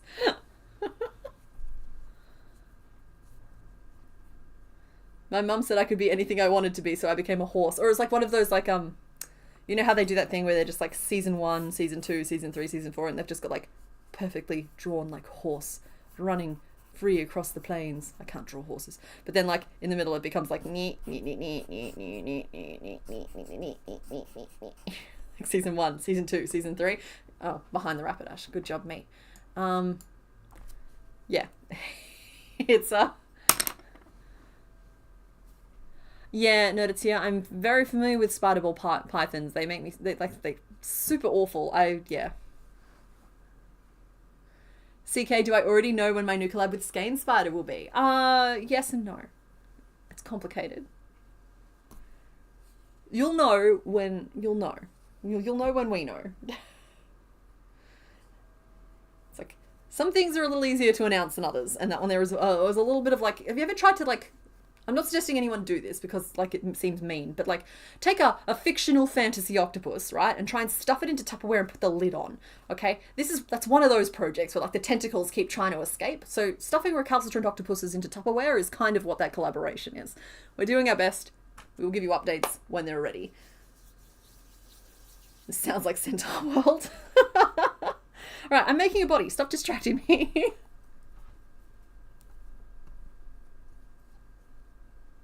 Complicated knots? Yep, that's right. Autistic Fropleo. Has your name mutated again? Because you were Autistic Frogs and then Autistic Popleo.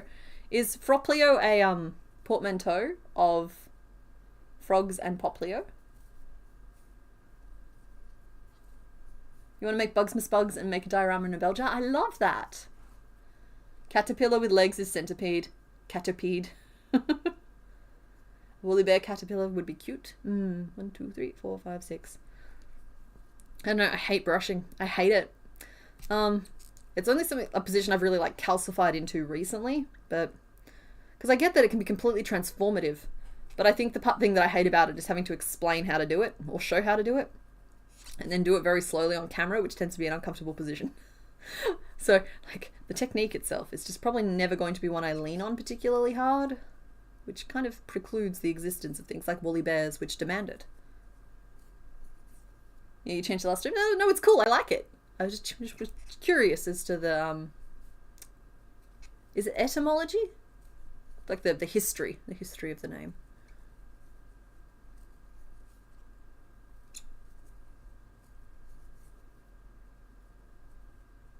One, 2, 3, 4, 5, 6, 7, 8, 9, 10, 11. Snow leopard is in season for a pattern. Oh, does that just mean there's a lot of people looking for him? Interesting. I've avoided those because I've done tiger, and spots are boring.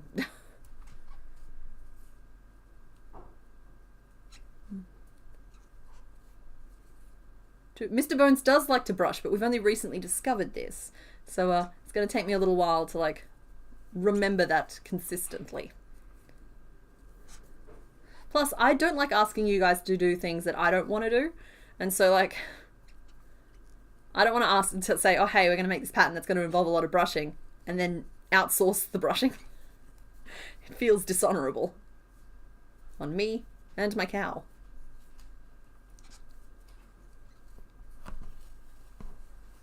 Leopards have rosettes, not just spots. See, I don't know if that's better or worse. Wolf chick. Sorry, I'm trying to find a way to shorten your name for me, but I might just have to stick with the anime wolf chick. I know you're not serious, but comparing caterpillars to centipedes is driving your taxonomic brain insane. I was just, I was reading the chat, if that was pointed at me. I was just reading out a comment. Oh, hi, Caitlin's Creations. You are welcome. Welcome to your first chat. We mainly just hang out. We hang out while I get work done. I can do a tutorial, how to get your significant other to do the brushing for you, to go with the pattern, but Mr. Bones, there's only one step to that. Honey, will you brush this for me? And then it's done. Like, in fact, it's not even that. It's like, no, you can't brush that. No, you can't brush that. Fine, okay, you can brush that.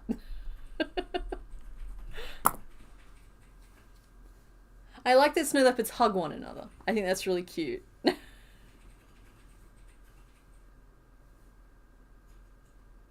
According to Google, the collective noun for a group of frogs is an army, a colony, or a chorus. Oh, I like chorus.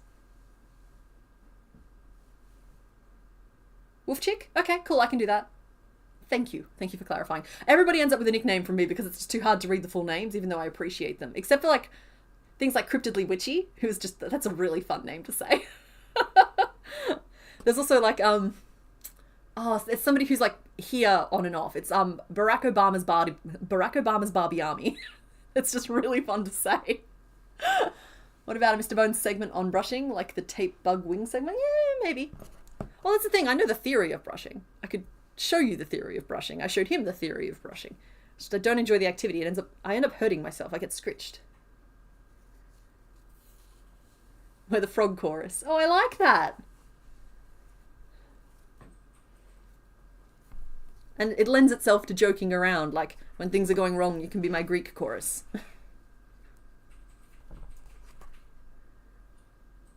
Alright, I think that's enough around. We're only 18, so I don't know if that's...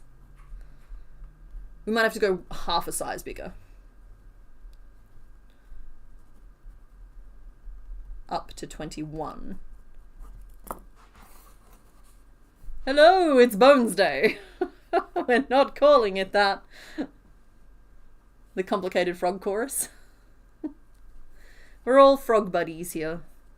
I'm not wearing the frog buddies shirt, but we're all frog buddies here. So I don't even think I have this. Yeah, never mind.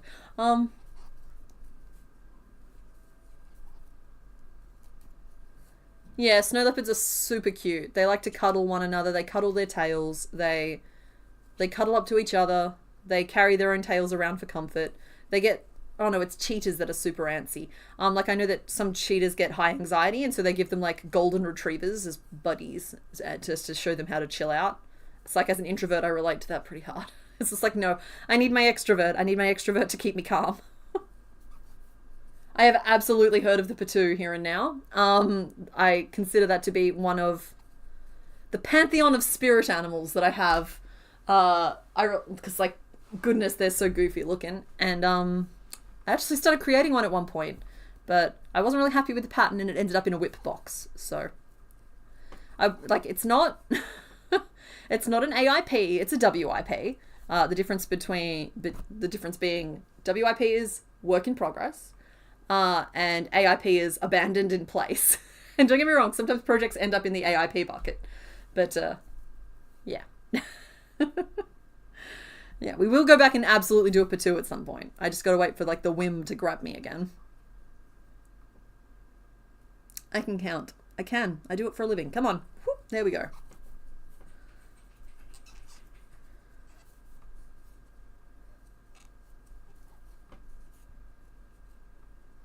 I used to live next to a zoo. It was a zoo that focused, I think it focused mainly on rehabilitation. It's hard to tell. Zoos are kind of one of those like ethically questionable things, but like they did a lot of like breeding programs and that sort of thing. But I got woken up every morning by the monkeys. The monkeys just screaming. They had opinions, and who was I to deny them their opinions?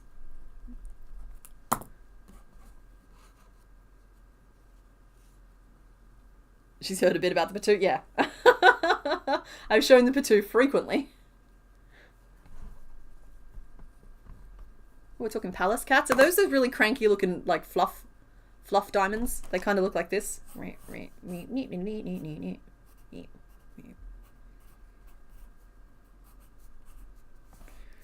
is my impression. And like they sit on their tails, so like their little pawsies don't get cold.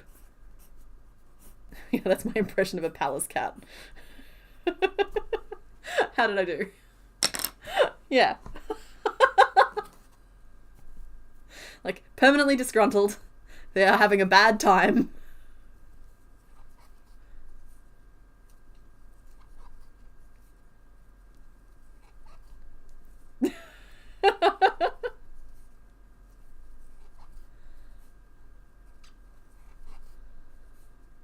Every palace cat looks like it's screaming, "Get off me lawn, I can't read that, I'm so sorry, Wolf Chick." In a heavy Scottish accent. Yeah, that.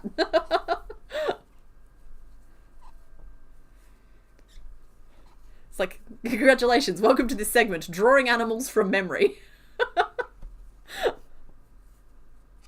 I think I drew a patoo last week, but like they're basically like a lump with eyes they have not yet learned to control.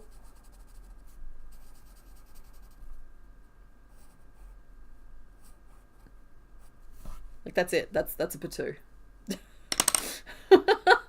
They're a species of frogmouth, which are very, very good creatures. We like them a lot.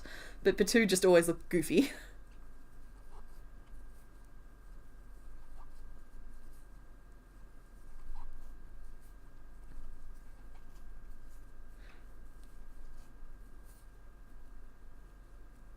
Okay, my contribution is that we've just done a cat pattern, and guys, I gotta tell you, it's not doing well.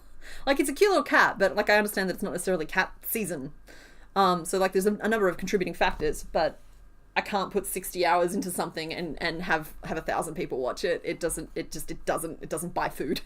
So we probably won't be doing any cats for a while. Last week I drew the emu. You don't remember the Patu? Oh, okay.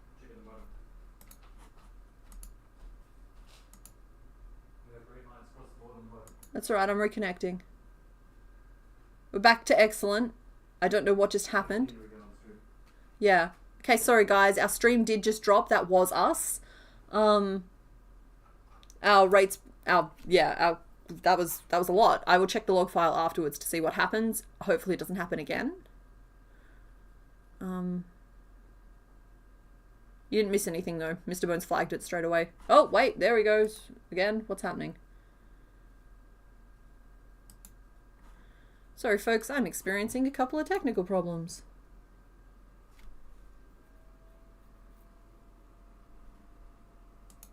We'll be right back with you. Not receiving enough video. I'm thinking that error is from the issue we just had. Because it's looking healthy now. It's not just you. Yeah, we'll be back in a sec. I'm so sorry.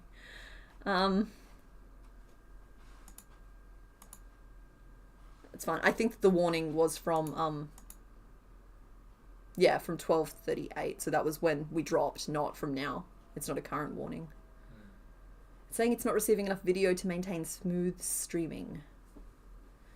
Folks, I might just throw to a brief 5-minute break. And then we're coming back. I'm not going anywhere unless I like drop out against my will. But we'll be back. Sorry. We'll be back in a second.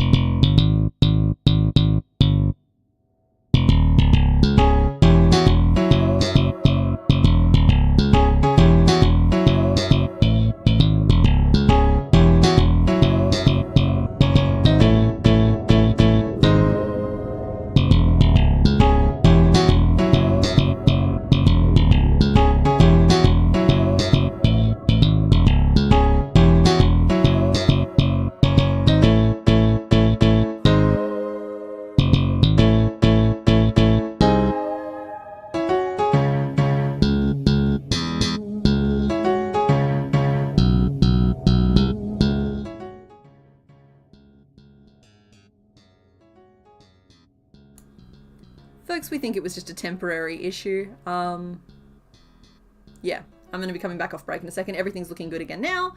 We'll be back. We will be back. There's no issue here. So we can all just take a deep breath. We're having a very hot day outside, and we think it's just cooked our internet connection briefly. But everything's looking very stable and green now. So, right, I'm coming back. Here I am. Hi. We'll be going on proper break at some point, but that doesn't count. We just fixed it. Still having a few frames drop. Nibble Drake, I'm sorry, that's not on my end. I can say that with surety, because the dropped frames we have has not increased since we had that one big drop. Try hitting refresh. An hour and 40 minutes. Yeah, we haven't been going very long. We are working on Rapidash's body right now. Stitching around and around.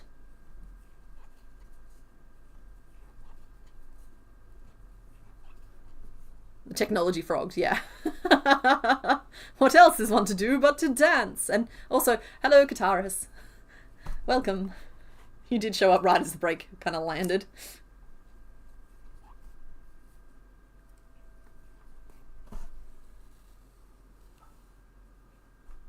Yeah, I like Mr. Bones' theme song. It's Server Hop. It's from a game called Heartbound by Pirate Software. They are very kind and they allow you to use their music without any kind of like issues, if that makes sense. Like you're allowed to just use their music, and so I kind of like selected Server Hop, and I think the other song is called Fern. Plus I really like the fact that when you buy the soundtrack, I think it like all the money goes to the composer, which is just also a really cool. It's really cool. I like it. Ah, the chat reset to top chat again. That's annoying. You'd think it would default to live chat, but no. I did know that they run a ferret rescue. My goodness, hearing them talk about the ferrets as well, it's just adorable. Australia is having a heat wave. Another one, yeah. We've been having a bumpy summer. I'm really looking forward to like getting back to cozy weather and getting a good night's sleep. They stream the Ferret Room 24/7 on Twitch, and all the earnings from the stream go back to that rescue. That is true. They absolutely do. And it's not a charity. They don't use it as a tax break or anything. They literally just run it as a for-profit business. And well, not for-profit, but you know, like all of the proceeds go straight back into the ferrets. And it's just really cool to see somebody being like that, like loving an animal enough to be able to like do that and to be like have the intelligence and the it's just like I'm a fan. I wish you could send us some of your snow as well, but honestly that would cause just a whole other slew of issues. Yeah. I'm looking forward to being able to sleep not wrapped around the pedestal fan.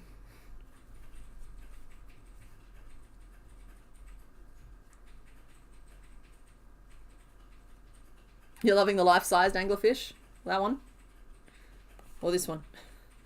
Because there's like two schools of thought. Some of them are like tiny little plum-sized things, and some of them are like a meter. We'll happily swap a box of hot air for a box of cold. Honey, we have appliances that can produce either in the kitchen right now. I'm worried I have made this too big. That might have to be the butt.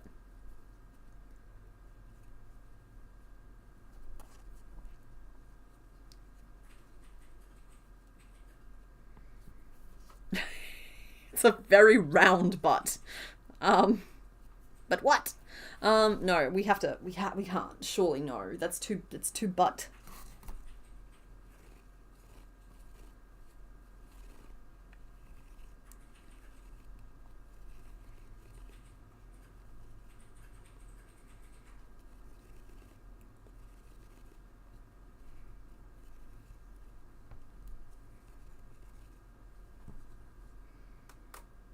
How much further back do I gotta go? At least one more, Miss Swan. 1, 2. Now this looks too small now. 1, 2, 3, 4, 5, 6, 7, 8, 9, 10, 11, 12, 13, 14, 15, 16, 17, 18. Okay, no, we're back to where we wanted to be. Okay. But. Too much butt. That's what I mean. It's too butty.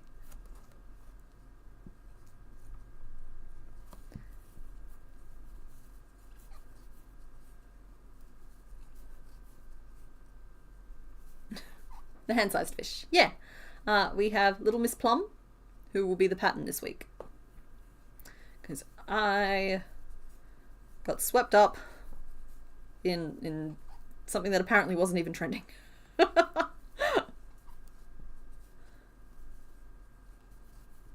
Nope, Caterpillar no longer has legs. They fall off as a sign of maturation. Pretty soon he will retreat into a cocoon And who knows what shall emerge. A human baby-sized Entei. Wow. You saw this, Fishy? Excellent, as long as someone did. I'm doing it anyway because I need to emotionally process what I'm feeling. But it'd be nice if it, like, doesn't come completely out of left field for everybody. Now, stream does have a hard cutoff time today. We will be going for another 2 hours and change. So we'll probably just be making Rapidash. That said, the wheel, as useful as it was today, probably won't become a regular thing, but will likely turn up every now and then. I think that the wheel was absolutely the correct choice for Rapidash today. That's not to say I think the wheel chose correctly. That's just me saying that I think that bringing out a wheel to make this choice for us was a good idea, if I do say so myself. But I think that we might be using it occasionally, and when it starts to get too hard to like pick them, like when we get down to like the final 10, I think wheels start making a whole lot of sense.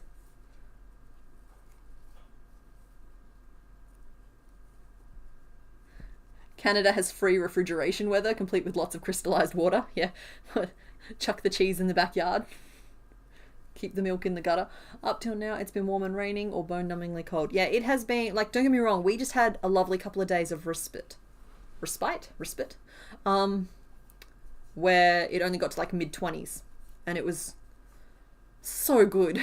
But today we're back up at 35. And I haven't seen the forecast for the rest of the week yet, but I'm hoping it doesn't get back up into the 40s. Celsius, for anyone wondering.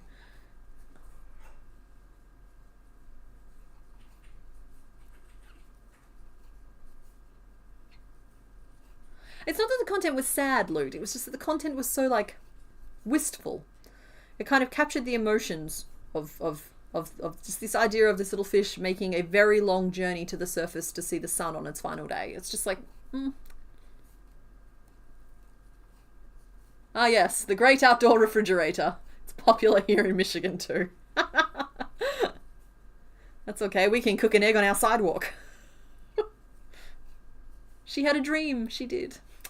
Got to pull out of that one there, I'm so sorry. It's like, if I spend too long in that place, emotional lightweight is going to start crying. Mr. Bones will start rattling. No, Eliza Meeks, are you trying to get me to say the thing? It's a dry heat. No, don't get me wrong, it's occasionally humid, but it's mostly a dry heat.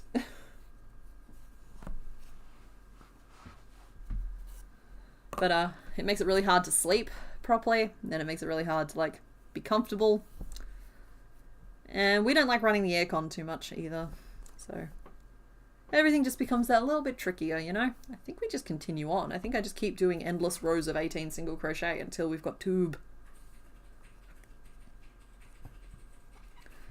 At least you have eggs. I mean, true?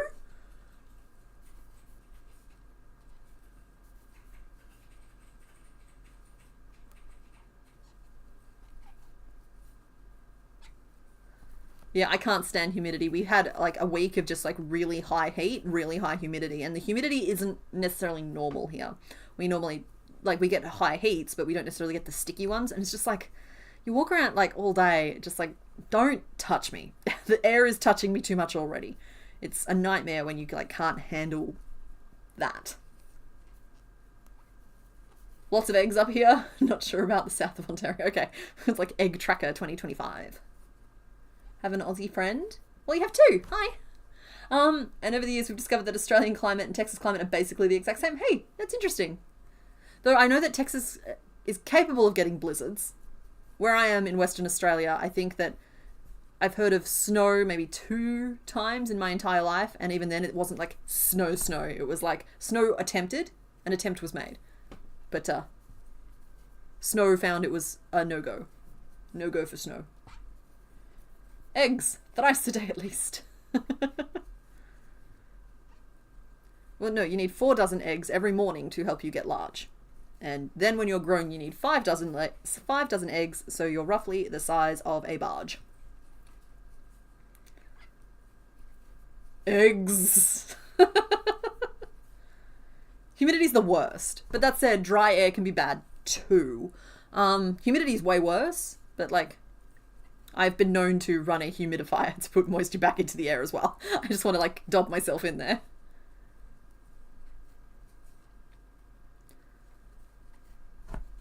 Yeah, there's actually something similar happening with chickens over here, Wolf Chick. I don't know if it's to the same degree, but like it's like the avian flu or something. And I mean, I have made no secret of the fact that my folks have farmland and my sister keeps chickens there.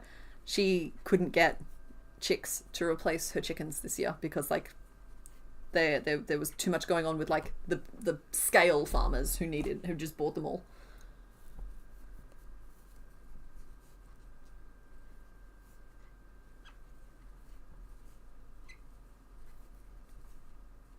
Southeast Texas is extremely humid. West Texas is literally the top of a plateau and is nosebleed dry always. Yeah.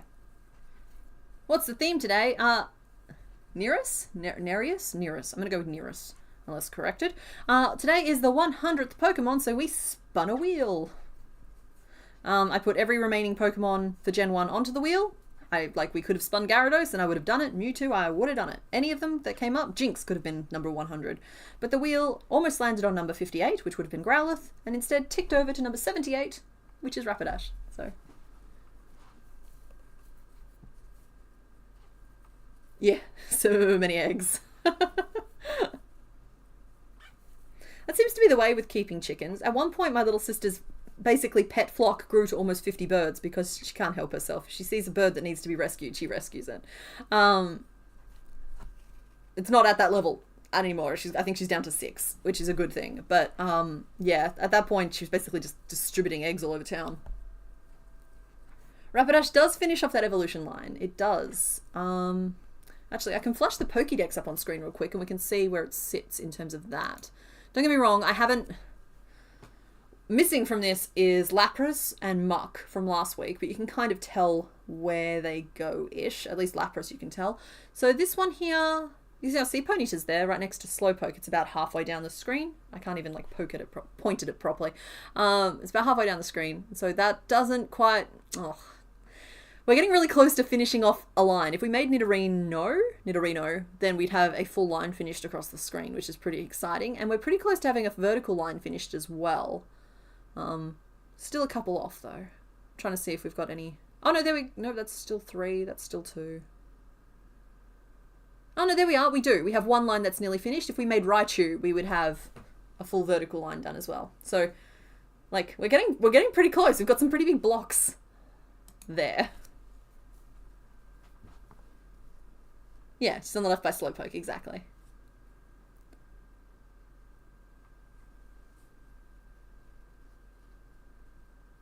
So close to bingo. Yeah. That's one way to think about it. It's good. It's exciting. It's starting to like really like fill out. But I'm very aware that we haven't done any Abraline. We haven't done Hitmonlee on Hitmonchan despite my best efforts. I'm really relieved that we've done Machop and we've done Machamp. So we only have Machoke to go. Like, I was really worried that just like all of the ones I wasn't looking forward to would be left to last. And then I would be less than motivated to come online and do the streams. I'm self-aware, okay? But we've still got some really fun ones in the mix. We've got a lot of... I have to start working my way through the ones I've been avoiding. Stuff like Zapdos with all those triangles. Not looking forward to that. Growlithe and Arcanine, I have... Why do I say Growlithe online? It's Growlithe. Lith. Sorry. Just telling myself off online. Like, I've been avoiding those two as well as Electabuzz and... Yeah, as well as Electabuzz just because of Stripes. Stripes are a pain. Magma has like tendrily bits, which can be difficult. They can. Even if we have an absolutely bomb name for him. Like, it came about really early on in these streams, but Magma's name is going to be Firecracker.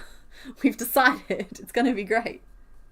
What Pokemon am I most looking forward to making? That's too loaded of a question. Because like every week I pick the ones that I'm feeling like making and put those behind the doors, with a few exceptions if the joke is good enough. So like every week I get to like pick the ones I'm looking forward to, and I get to offer them to you guys as tribute.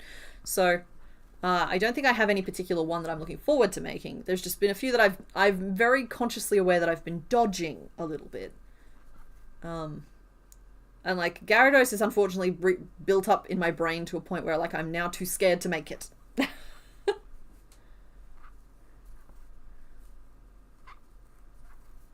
What ones are exciting to make this week? Okay, what was I excited for? I wouldn't have minded Graveler. I thought that would have been cool. I almost just gave you guys the choice between Venusaur, Blastoise, and Gyarados, but like we still have 51 to go.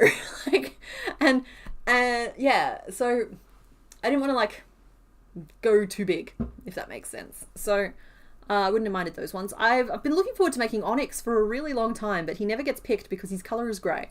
And there's not a lot I can do about that, and that's okay. Onyx will get his day in the sun soon. So Gyarados will have to be done at some point, but I've just like, he's been built up a lot in my head. I think I'm just going to like narrow my focus, and just like what I did with Lapras, because with Lapras I also had to, he's so cranky looking. I don't know why Lapras is mean, but Lapras got mean at one point. Lapras was another one that I was just building up too much in my head. Like, I know that with Gyarados, I'll be fine once I start making it and stop overthinking it. But until that day, Gyarados is becoming one that I'm a little bit nervous about. Because I'm going to judge me if I don't nail the details. It's not about you guys. You guys are great. 4, 5, 6, 7, 8, 9, 10, 11. Cool. That was 11 rows of 18 stitches.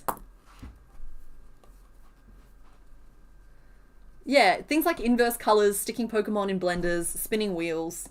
In fact, you know what? I know what I'll do. I'll start hiding the wheel behind one of the doors, seeing if I can like bait you guys into picking it. And so like it's like the like 3 of them will hold Pokemon and 1 of them will be the wheel. And like if you pick the wheel by accident, then we spin the wheel. I think that could be kind of fun, and a fun way to like keep it incorporated and keep it really random and keep me stressed all the time. Can never relax. Gotta stay stressed, gotta stay focused. Put the wheel behind a purple door. Eliza, you guys will pick it every single time. And, like, I don't know if that's just because you guys are, like, super into the idea of making Mewtwo. I suppose Grimer's also purple. Venomoth's also purple. No, I just like purple. I know you guys just like purple too. I know there's no, like, ulterior thing going on here. It's just so bizarre that every time there is even a remotely purple door, you guys are just all over it. Somewhat hilariously, except for when it's Hitmonchan, you guys have like a sixth sense. You can tell. You've calibrated yourselves to that particular like color of purple, and you refuse to pick it.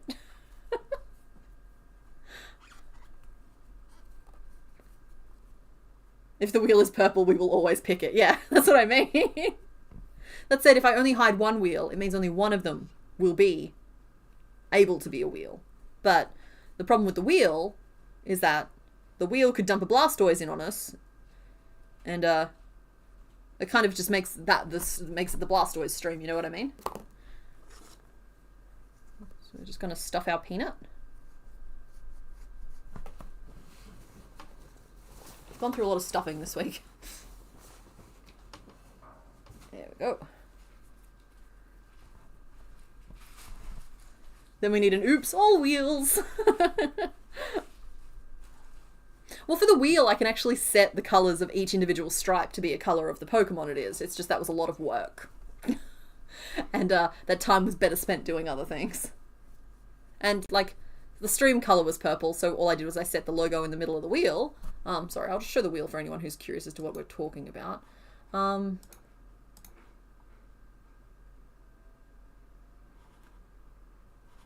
It's here. You just can't tell.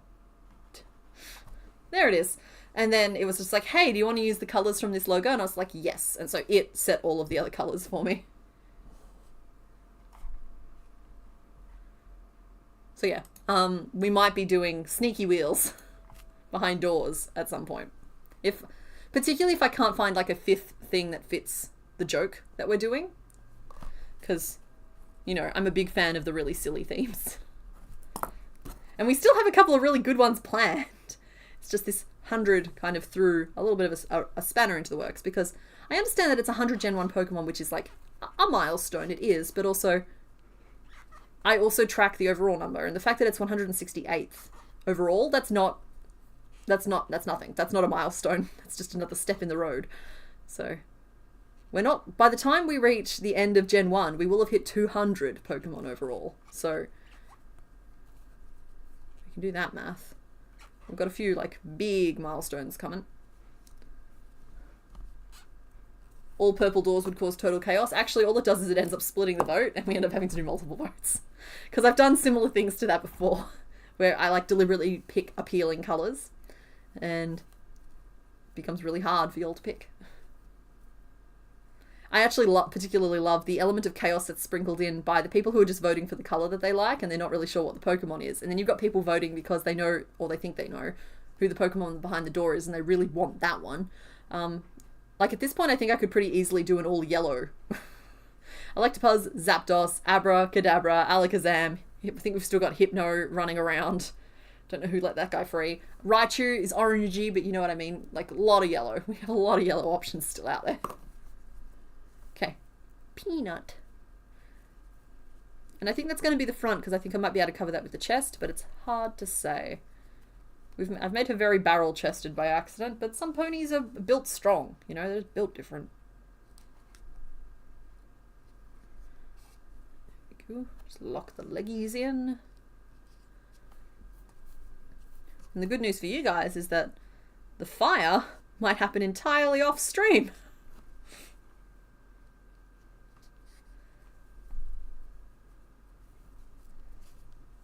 Because technically it's just decoration. And I normally just look after that in the wee quiet hours between the streams.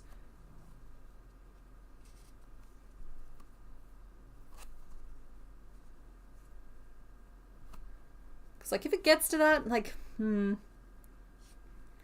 we don't, we won't have time to spin the wheel again today. I'm sorry. I was trying to find a way to make it work just then, but I can't in good faith spin the wheel knowing what's on it. Which is everything that we haven't made yet. When this wheel, at most, we'll have an hour, so we can't do that.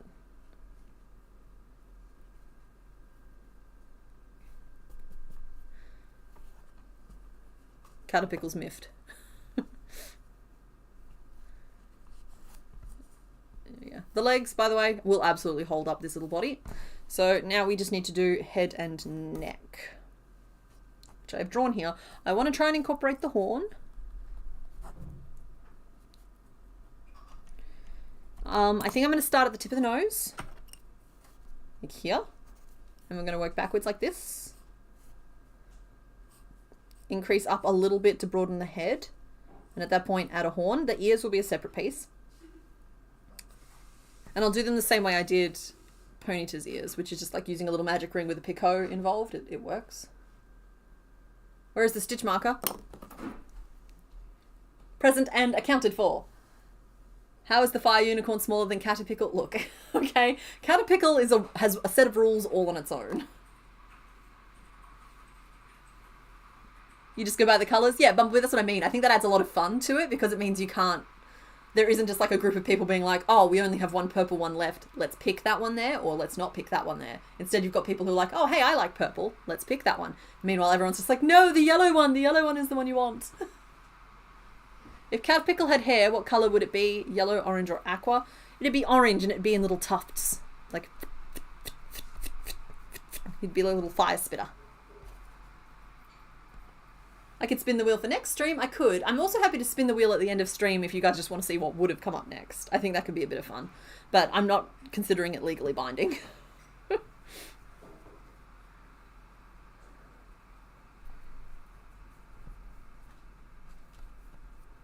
Sorry about the kettle. You're okay. I was just wondering, with Caterpillar, right? Sure. He's a bit bald. And I was no, thinking, he's not. Yeah, look, he doesn't have a receding hairline. He has no hairline. Yeah, he's a bug. He has no hair. But he should. And so I was thinking, since you're doing a fire mane, you could do like a little fire toupee for him, and I could brush it out, and we could just give him like like a little bit of fuzzy. No, because I already floated that idea when I had the legs pinned onto him. I was like, oh hey, we'll give him the mane and tail, and they were like, no, don't set our boy on fire. No, I know exactly how it's going to be interpreted. It wouldn't be on fire. It would just be like orange tufty hair. Tufted. You just want things to brush. I'm onto you. A little bit. Because he's a half horse, half pickle.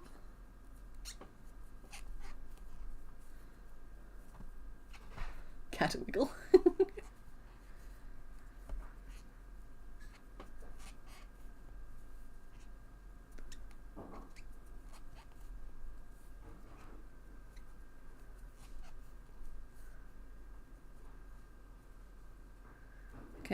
Tiny, dainty little nose. Look at the barrel I've given this poor pony. I feel bad. I have made her very stocky. I don't know how I would have possibly gone thinner, but maybe the fire will help balance it out. Just like, she is solid. She has not been skipping her burgers. And we love that for her. She likes them flame grilled. You see small anglerfish? Yes, we'll be making an anglerfish this week. Fun fact, the tail and fins are based very heavily on Mr. Bones' hand structure. So, yeah.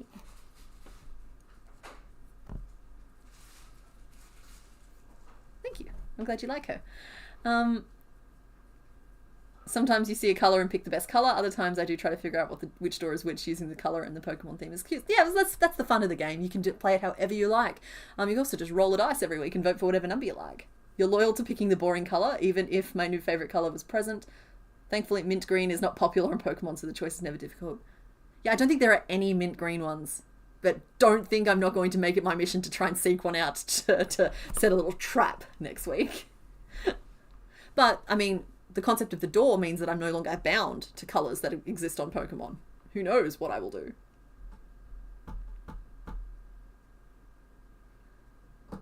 My metatarsals bend funny instead of being straight. What? Oh, I'm assuming that means that you've made a Mr. Bones. Do I give her a bigger nose to balance out what's going on? No. She's just strong. She's a strong horse. Strong, independent horse. 1, 2, 3, 4, 5, 6. Okay. No, they are your feet. Okay, your foot bones are weird. Okay, I'm sorry.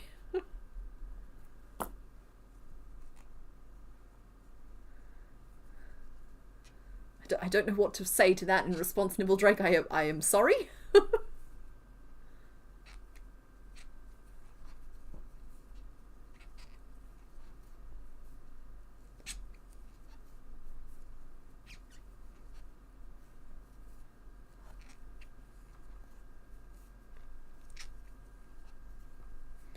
Okay, and that was up into the eyebrow. I'm afraid this head is getting quite small.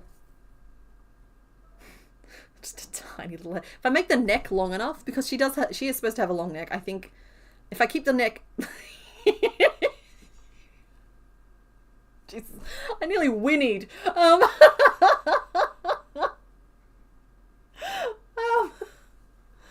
well, thank you so much, Akashi Ad. I appreciate you. I haven't done Electabuzz yet.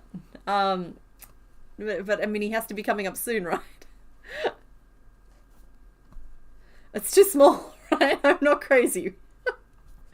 It's like... But like on a long neck, I think it actually might look okay, but I think I can't do this. We have to do a bigger head. It has to be bigger. It just must.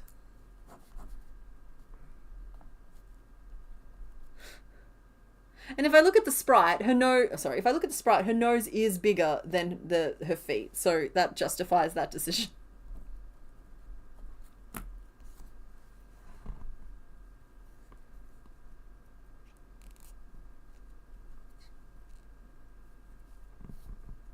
That's not a head, that's a pimple, yeah. Proportion is one of the larger challenges that comes up during these.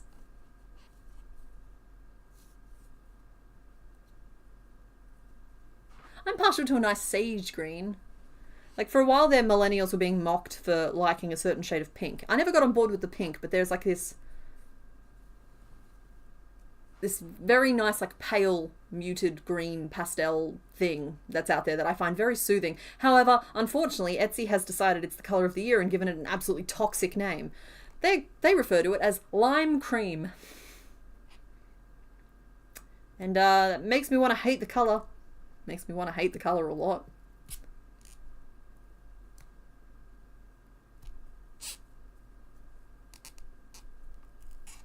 There's a mint shiny Mankey. Well, we've already made Mankey, unfortunately. Well, unfortunately, he's a cute little dumpling. Does Primeape stay green? You saw lime cream and I was mad. That's what I mean. It is not the right name for that color to be. That is a terrible name for that color. It fills me with rage. It tastes curdled as you say it. Yeah, like, see, something like key lime pie, I would have been fine with. Like, don't get me wrong. It's like, I know that my opinion doesn't matter on these things, but I still have one. And lime cream was the... Whose decision was that? Oh, night, Ditto. Thanks for hanging out. It really does have a taste and it's like unnecessary as a color name. Yeah, exactly. Like, just call it sage. Or like key lime pie was fine. Or there were just so many ways they could have just not ruined it. And also, it was only like 4 or 5 years ago that they were actually using actual color names. Like, chartreuse was the color of the year when I was first getting started on the internet. So that would have been what, 2020? Yeah. Might have been 2021. But like, chartreuse was the color of the year. It's like, that's an actual color. It's a yellowish green. Great. But no, lime cream. Is this nose now too big? I think this nose is now too big. We'll find out. We'll see. Peeve you have is when people call seafoam mint when it's clearly more blue shaded than mint is. Yeah. Honestly, the undertones of colors causes me more hassles than I anticipated. Like, as a kid, I thought that, like, stop, drop, and roll and watching out for quicksand were going to be the 2 biggest issues that I faced. But honestly, it's trying to find, like, a yellow undertoned orange and, like a yellow, like, a nice variety of yellow undertoned greens and blue undertoned greens. It's surprisingly hard. You hate chartreuse? I think it's fine. Like, chartreuse doesn't bother me. It's just, it is what it is. Color picked from the shiny sprite? That could be fun as well. As the pool of what we haven't made yet gets smaller, I'm having to work harder to obscure what they are to preserve some sense of mystery. I think this nose is too big. I think it's huge. That is one great honkin' schnoz. It's oddly proportionate with the great honkin' chest, but like...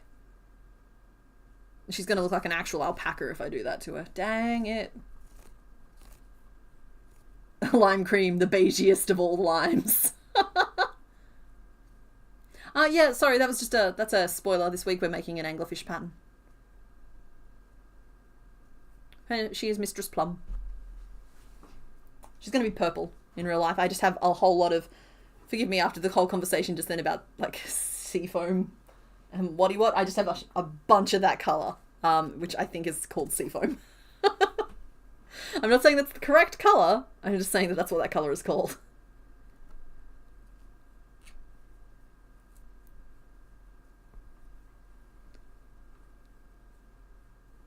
Oh, the nose can't have looked the right colour because I've already frogged it. I don't know what to do. I might actually have to take a little break.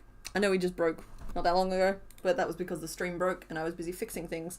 Yeah, I'm gonna throw you guys to the Mr. Bones music. I'm gonna stand up and I'm gonna walk around and I'm just gonna ponder the pony. So yeah. Oh, well, Faye, that's great because yeah, we're making an anglerfish pattern on Thursday, so that'll be there. So yeah, I'm gonna throw you guys to the break. I'm just gonna go for a little walk and just like stretch my back out, stretch my legs out, and try and come to a decision as to what I should do here. So I'll see you guys in a little bit.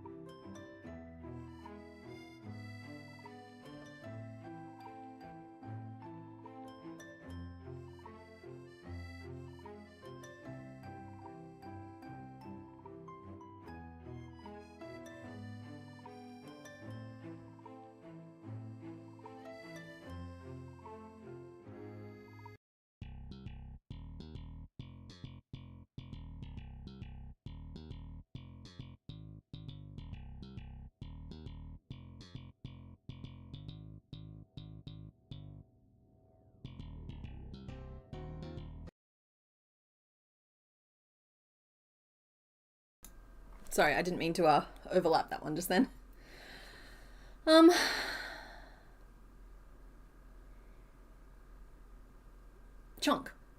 Chonk, chonk, chonk. I love the love for the chonk. It is good. I had a snack. I don't know if I really came to a conclusion.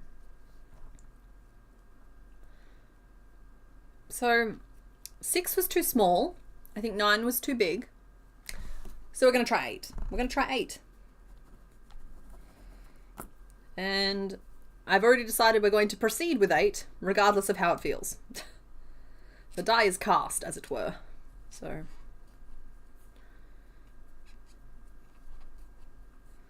just chuck 2 increases in.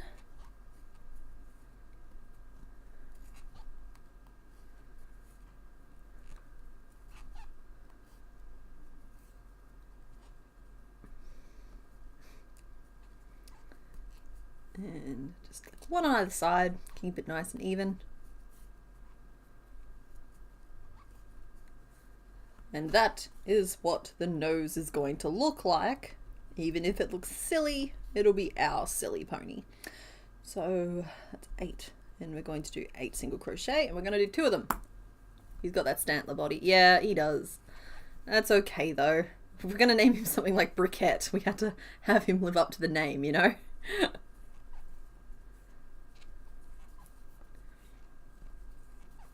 5, 6,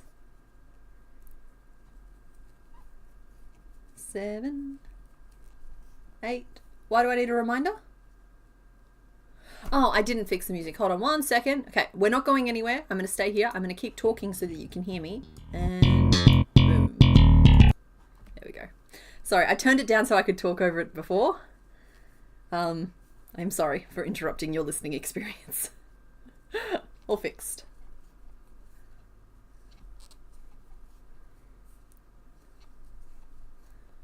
Four, 5. Oh no, don't lose your needle.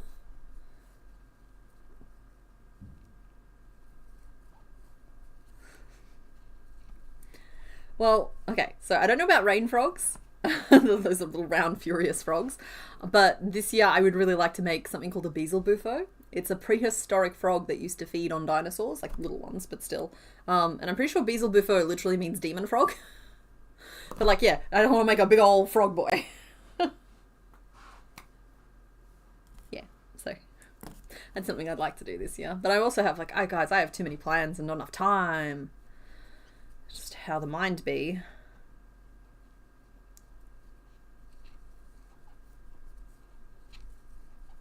Okay, making an eyebrow.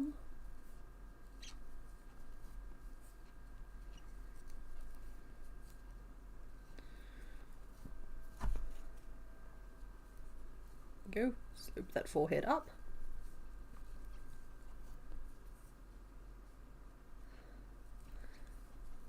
Beelzebufo is a great idea, right?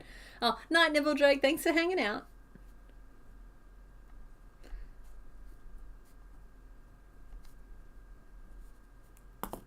Just look that up and yes. Yeah, it's very on brand for the channel. I just think it looks great. I'm going to just do a quick little Google as well so I can see exactly what you guys are looking at. But, Beelzebufo. Oh, yeah. Yeah, he's such a handsome lad. He's great. I love him. I love him very much. I don't need to crochet a dragon tail. I'll literally just stick like, hang on, chonky chonk sticking out of his mouth or something.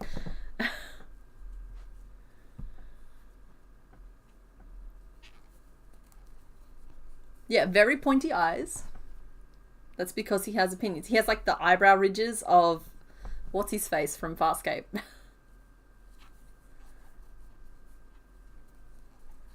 I think we have to put the horn in soon.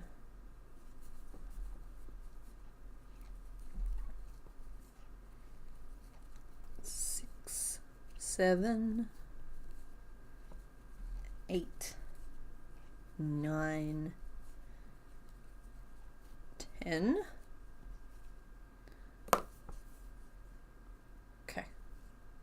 Okay, we're doing okay. We're doing fine. I think we make the horn in the next row. So my options are I can chain and then like slip stitch, single crochet and half double crochet, which will give us like a vaguely pointy shape, or I can do like a double treble, which gives us the folded over knob. So we got options.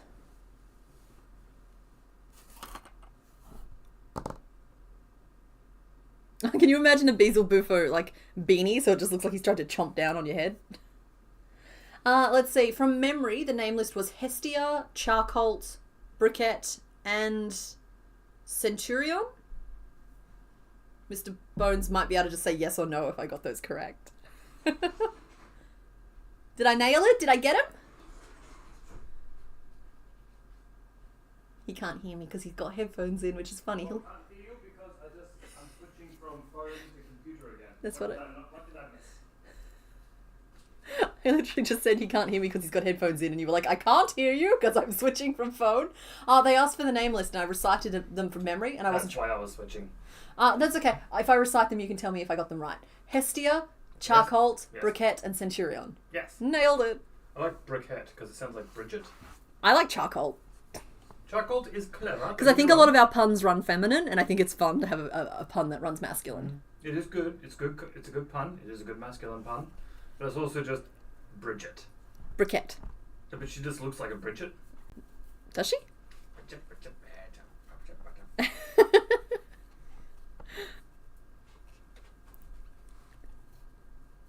I'm just waiting for you to pass me something that I can brush.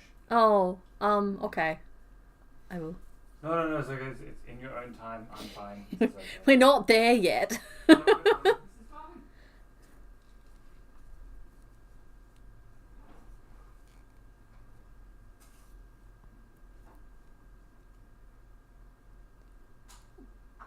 Wait, is there such thing as a macaroni penguin, or is that a typo? Like, no, I like no judgment there. It's just like the notion of a macaroni penguin is adorable to me. All right, horn. So yeah, we have our two options. I might just try the folded over one first. So let's go with, let's treble, let's double treble, let's go treble, toil and treble. See if we like it, because it's easier than the chaining method. Not really, but it kind of is.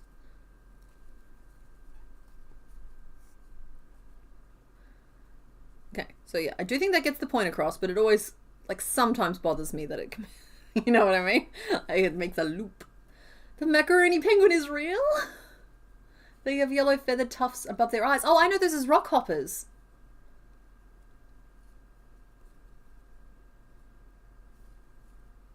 I'm putting pictures in Discord. Okay, I will go back to Discord. You told me not to... I'm not in a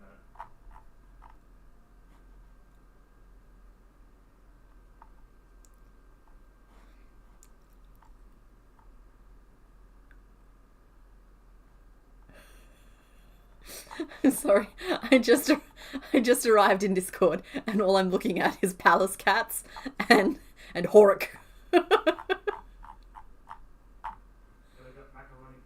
Okay, yeah. So I think of the is rockhopper another name for those? Is that like an acceptable usage, or am I rockhopper penguin? Yeah. Okay. Cool. I didn't know that rockhoppers are also known as macaronis. It's super cute. Fire truck. Eudiptes chrysolophus.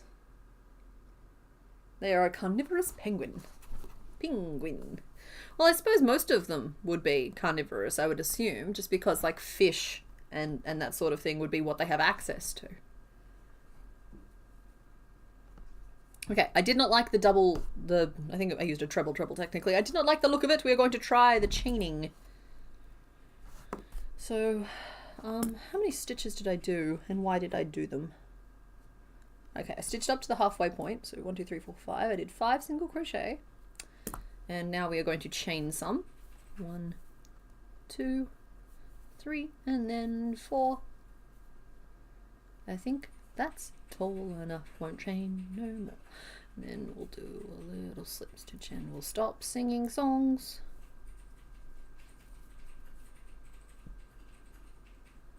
No, we'll just do a single crochet at the bottom there.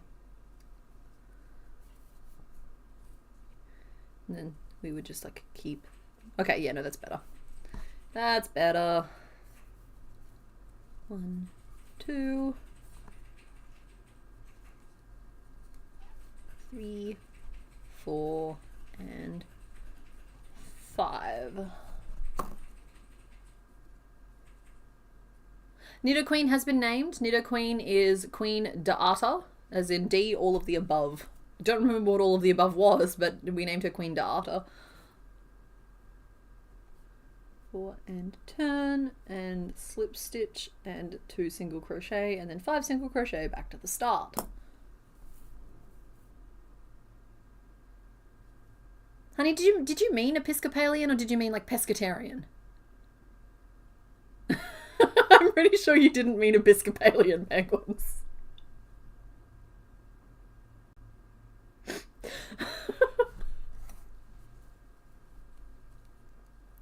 Okay, so that's the horn. Yeah, pescatarian. Yeah, okay, we mean pescatarian. The hard time... Sorry? I was close. I mean, you gave the penguins a religion. We'll be stopping in an hour and a half. For the person who asked about the hard time stop today, it'll be 3 p.m. my time, Australian Western Standard. So yeah, hour and a half from now. I'm sorry for laughing, honey. It's just very funny to me. We gotta start curving this neck down though. She's gonna be a total noodle pony. It's unavoidable.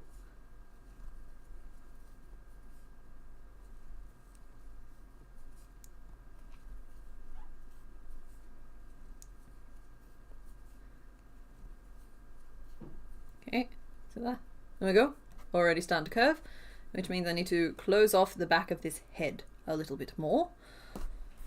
Which, let's see, there's 5 stitches on either side. So if I use 3 of them for a decrease, and then I use 1 of them for an increase, there should only be 1 stitch left. Increase 3, single crochet, 2 single crochet, 3 together, and then a single crochet, and then we must decide upon what we shall do. Maybe I could just single crochet 3 together across the back of that. No, that's going to pucker it in the wrong way. I've got to do it either side. Are you okay, honey? Uh-oh. Hopefully you didn't feed yourself into the panini press. Problem is I got no fleshy bits to soften the blow. Yeah, it was a heckin' thunk. Did I start earlier today? No. I started at the normal time. It's just taking me a really long time to get through things. I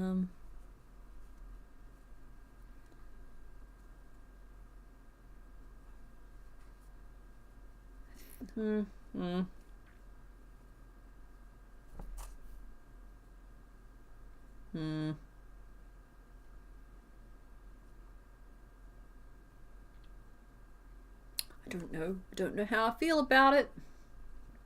I feel like they might be needing a little bit more head, but I don't know. Getting a little stuck today. I have a theory. Is it a demon? Bit. I don't think you're going to want to hear it though. Oh no.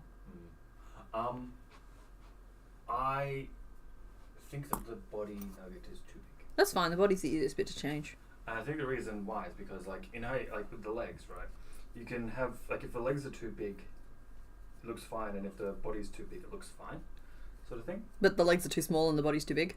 Yeah, like the legs are sort of like a very like elegant, but like they got the big chunky body, and like if you do a head that's relative, like you can't make a small head relative to the body, or a big head relative to the body.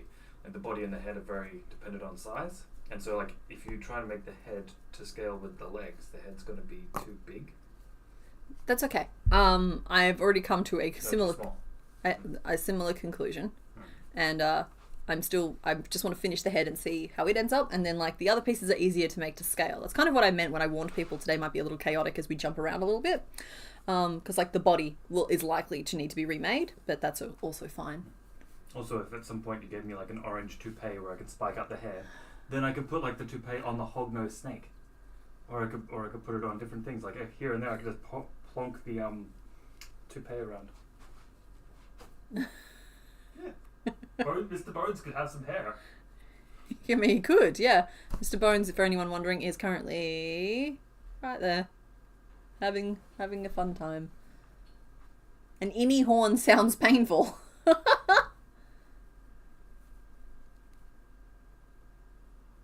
I think it looks like a good size. I think it'll be fine. It's one of those things where I'm okay with her looking a little bit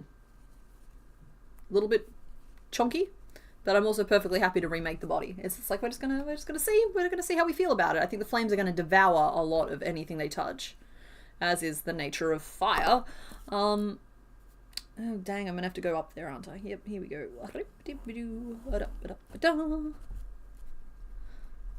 What are we even up to in terms of row count? 1, 2, 3, 4, 5, 6, 7, 8, 9, 10, 11, 12. 1, 2, 3, 4, 5, 6, 7, 8, 9, 10, 11, 12, 13, 14.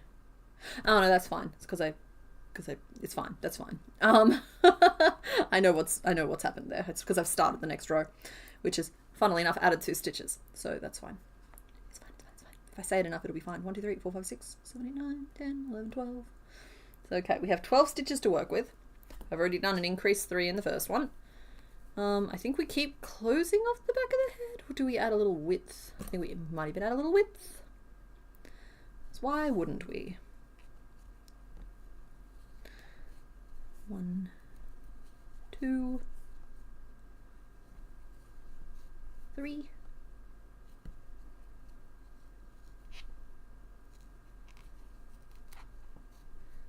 4, 5, 6, 7, 8, 9, 10. Okay, I like 10. 10 is good. We'll do another little ink 3.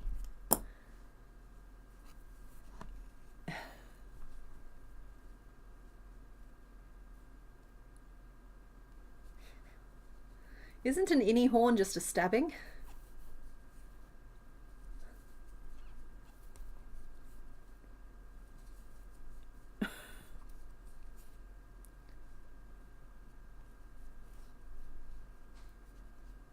Okay. See how it's good, right? Like we've slanted it a little bit. We'll keep increasing out this side just to give her that like real like puffed chest. That's her butt. Like ow, that was a pin. Why did I not safety proof this? Why is there a pin sticking out? There is enough body there for me to tuck the pins in, dang. It's fine, my hands are leather anyway. Yeah, we'll give her like a nice curved chest, and I'm thinking I might even just, I don't know, I'm tempted to decrease at the back, but not too aggressively, just a little bit, because I do want her neck to end up solid. Because she is llama-esque. She does have a long neck. Oh look, I've been impaled.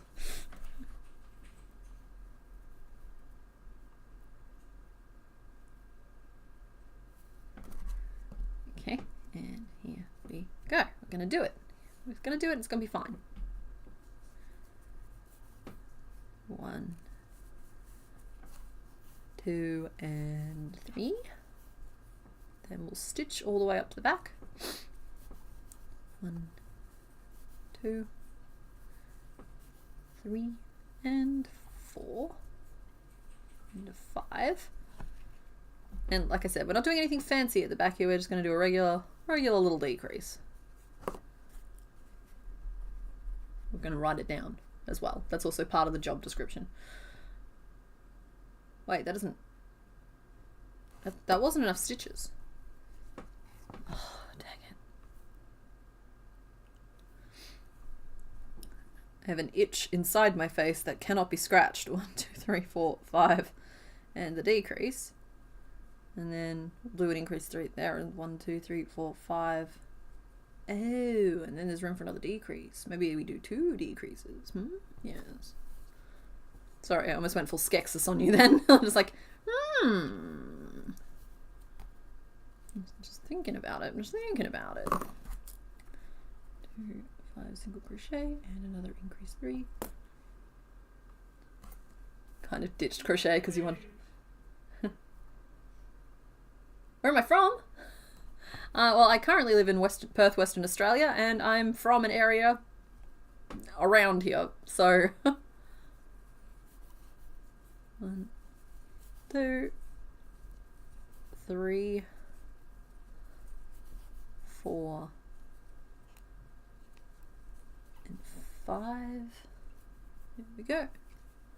Which is why I'm streaming in this time slot. Shout out to all my Aussies.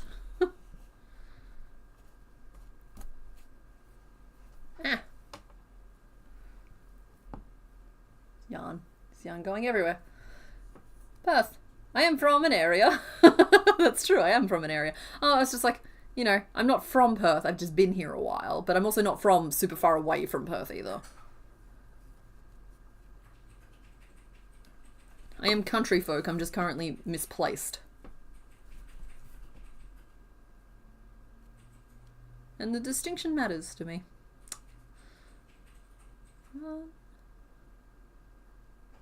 Honestly, I think that's looking pretty good. I might even just do a row around.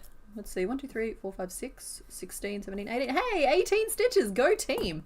That's the width of the body. That's really crazy that it's ended up that way. It's an area. It's very place with weather and location.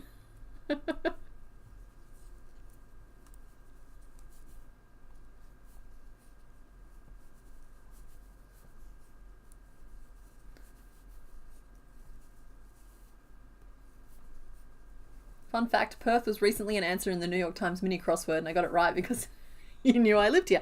Hey, look at us go. Fun fact, there is 2 Perths in Australia and 1 Perth in England. Or wait, maybe it might not be in England. There's like a Perth in the UK, I think, somewhere. An area in Australia, which is a country that totally exists and isn't drifting north 7 centimeters every year.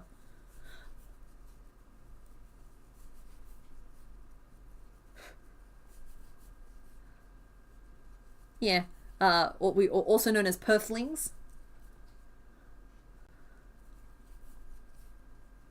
Temporarily relocated hillbilly, yeah.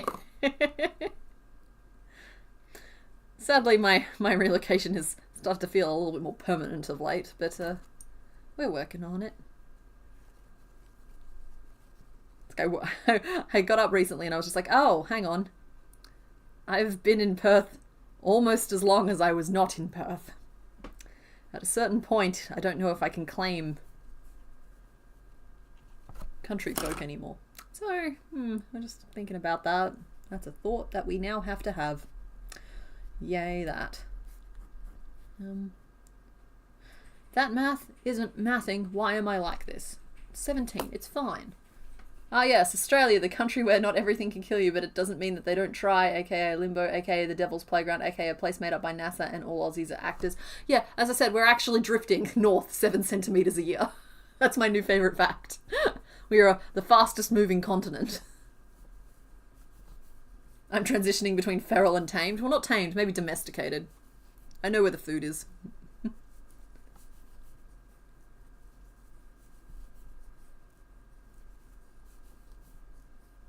Yeah, I'm hoping to go proper rural again at some point. That'd be nice. I'd like that. Gotta wait and see what the rental market's doing, the property market's doing. It's not easy to find places to live here right now. We are very lucky to have a nice, stable place. No horse puns intended. Feral knots versus domestic knots. Feral knots belongs on the wrong side of TikTok, okay? Everybody just banish that phrase from your vocabulary right now. We're not that kind of channel. You're born in Perth Amboy, New Jersey, USA. Hey, I didn't know you guys had Perths too. We are all Perthlings together.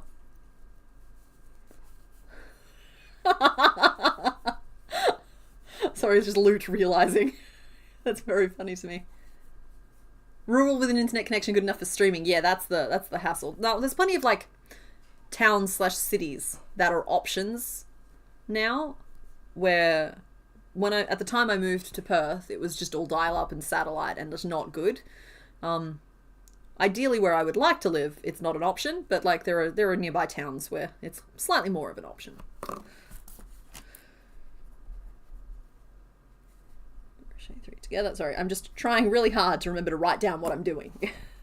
Is it all Australia that's drifting north, or is it just the main island trying to run away from the Tassies? I think we're all part of the same plate, Emily.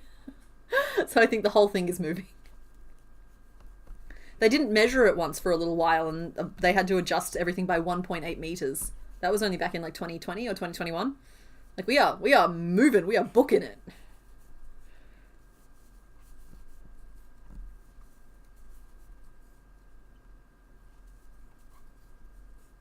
That's true, Nerdy. Thank you. I actually appreciate that reminder. Where you live doesn't change where you're from, and somewhere shaped who you are, and that is true.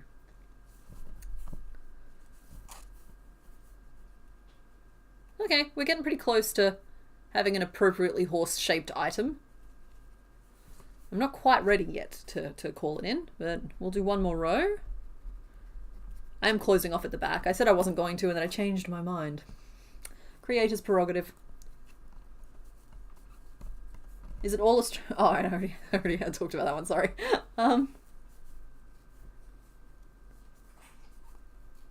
Yeah, Wolf Chick, that's what I was mean about, just like, no, we're not that kind of channel. We're not talking about that. I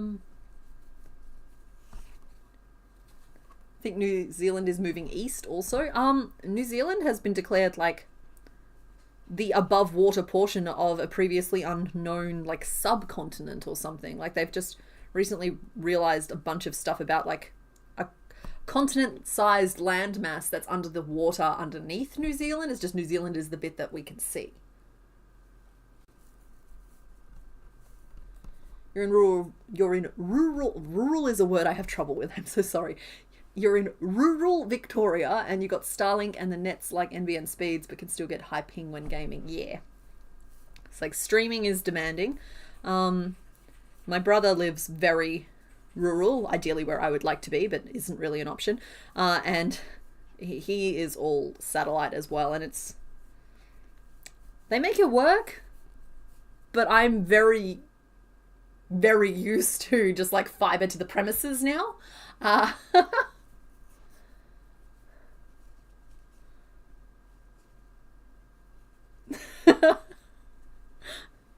Yeah, Loot, I relate to that statement, but I shan't be reading it out. Well, I mean, 7 centimeters isn't rapidly advancing. Everything else is all moving a little bit as well. It's just we're moving the most out of anyone. You read Australia is Rapidash? Oh, Rapidash is rapidly advancing on Southeast Asia. I get it. Just say it with rural. The rural drawer.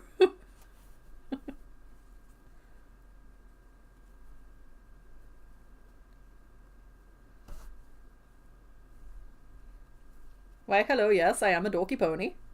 Nay.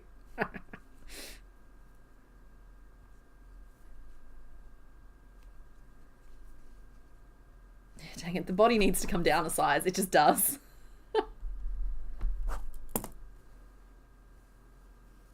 Back-to-back R's are an atrocity. But see, I can say back-to-back, she says, and then fails to say it. Back-to-back R's are fine. Sound I have the most trouble with is one because I used to have like a plate designed to put more room into where my teeth are. And so like I had to retrain myself to be able to say the word thank you. And every so often now I still have problems where like my tongue almost gets like frozen halfway to it and it comes out as thank you. But yeah. The big island of Hawaii is just the visible part of an absurdly big volcanic mountain. As far as size from base to tip, it's much bigger than Everest. Wow. Oh, thank you very much, Makona Barb. I appreciate you. I did try to put some shaping into some of it. But I'm feeling very much like I have to go back and make a smaller body. I don't know. What do you guys think?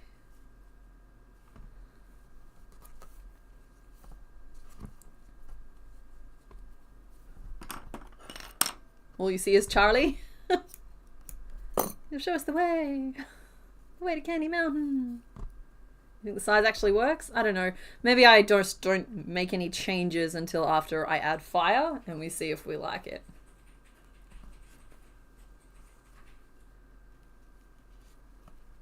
As I mentioned before, she is just allowed to be sturdy. Ah, I threw a pin. And I'm really stressed because I'm sitting on a balloon. And I didn't see where the pin went. And it's here somewhere. Like a little ticking time bomb. I'm going to stand up very carefully. No, hold.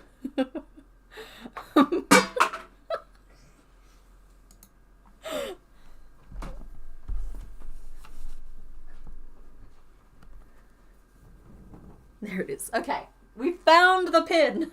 And I dropped the pin again, immediately. But I found it again.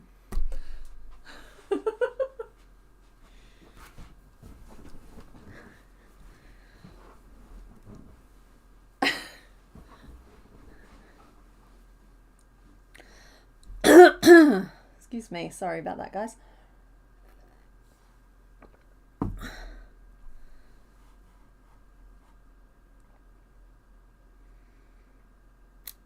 Where's the button for the camera? There it is. Okay. You see, I'm not worried about the pin, like, poking me, because, as mentioned, my skin is basically leather at this point. But, like, if the balloon pops, then I'm in for a bad time. Is the don't panic for us or CK? Both. Thank you for asking.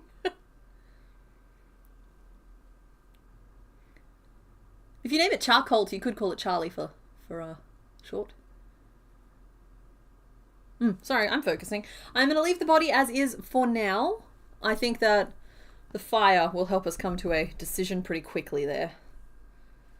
I'm also still not sold as to whether or not we do safety eyes or not. Because the safety eyes look huge, but they also kind of look like they might work here. We've got a big old bag of safety eyes, that's for sure. I think these are safety eyes from two different suppliers, though.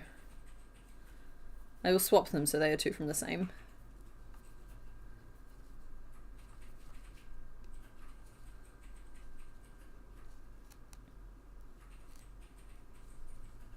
Get in there. You're just not cooperating at all today, are you?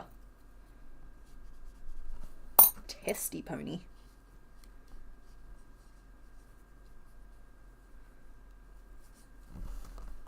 Yeah, that's a different one. You can tell from the stem. Moves the stuffing out of the way. It's just a helpful way to do it. Okay, so the current name list: Hestia, Centurion, Briquette, and Charcolt.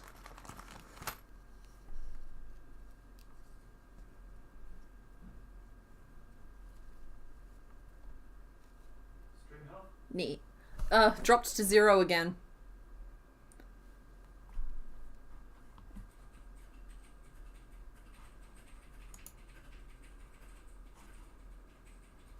And we should be back now.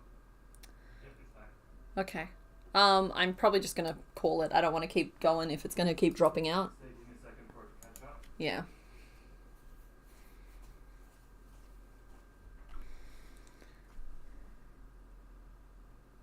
Yeah, okay guys, so the stream looks like it's just going to keep dropping in and out. I'm assuming it's something to do with the weather. We were just talking about the internet, so it'll be partially that as well. So I'm going to just do the name vote now, and we're gonna call it. We were going to finish up within the next hour or so anyway. Yeah, we dropped a whole bunch of frames, but everything should be, like, you might be still experiencing a few, like, residual issues, but it should be back now. Let's start this name poll, just to...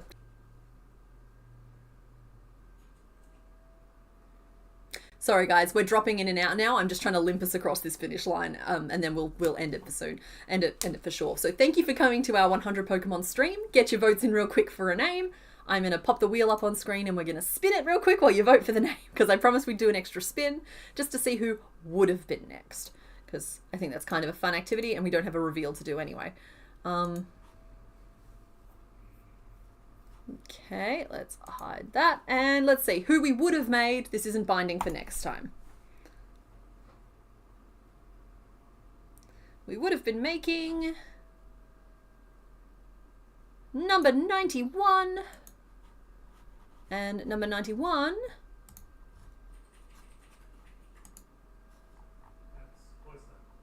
is Cloister. So we would have been making Cloister next. So there you go. It looks like the name is going to be Charcoal, which is a fantastic name. You picked very, very well. I'm sorry, votes were still coming in, but I don't know when we're going to drop again, so I'm just trying to get through it. I will get Rapidash all finished up by next stream, and I hope to see you all on Thursday, where we're going to be making Little Mistress Plum, the anglerfish. She's very pretty, and I hope to see you then. But okay, everybody. Sorry about the stream health. Hopefully it's resolved by next week. Bye! Break room.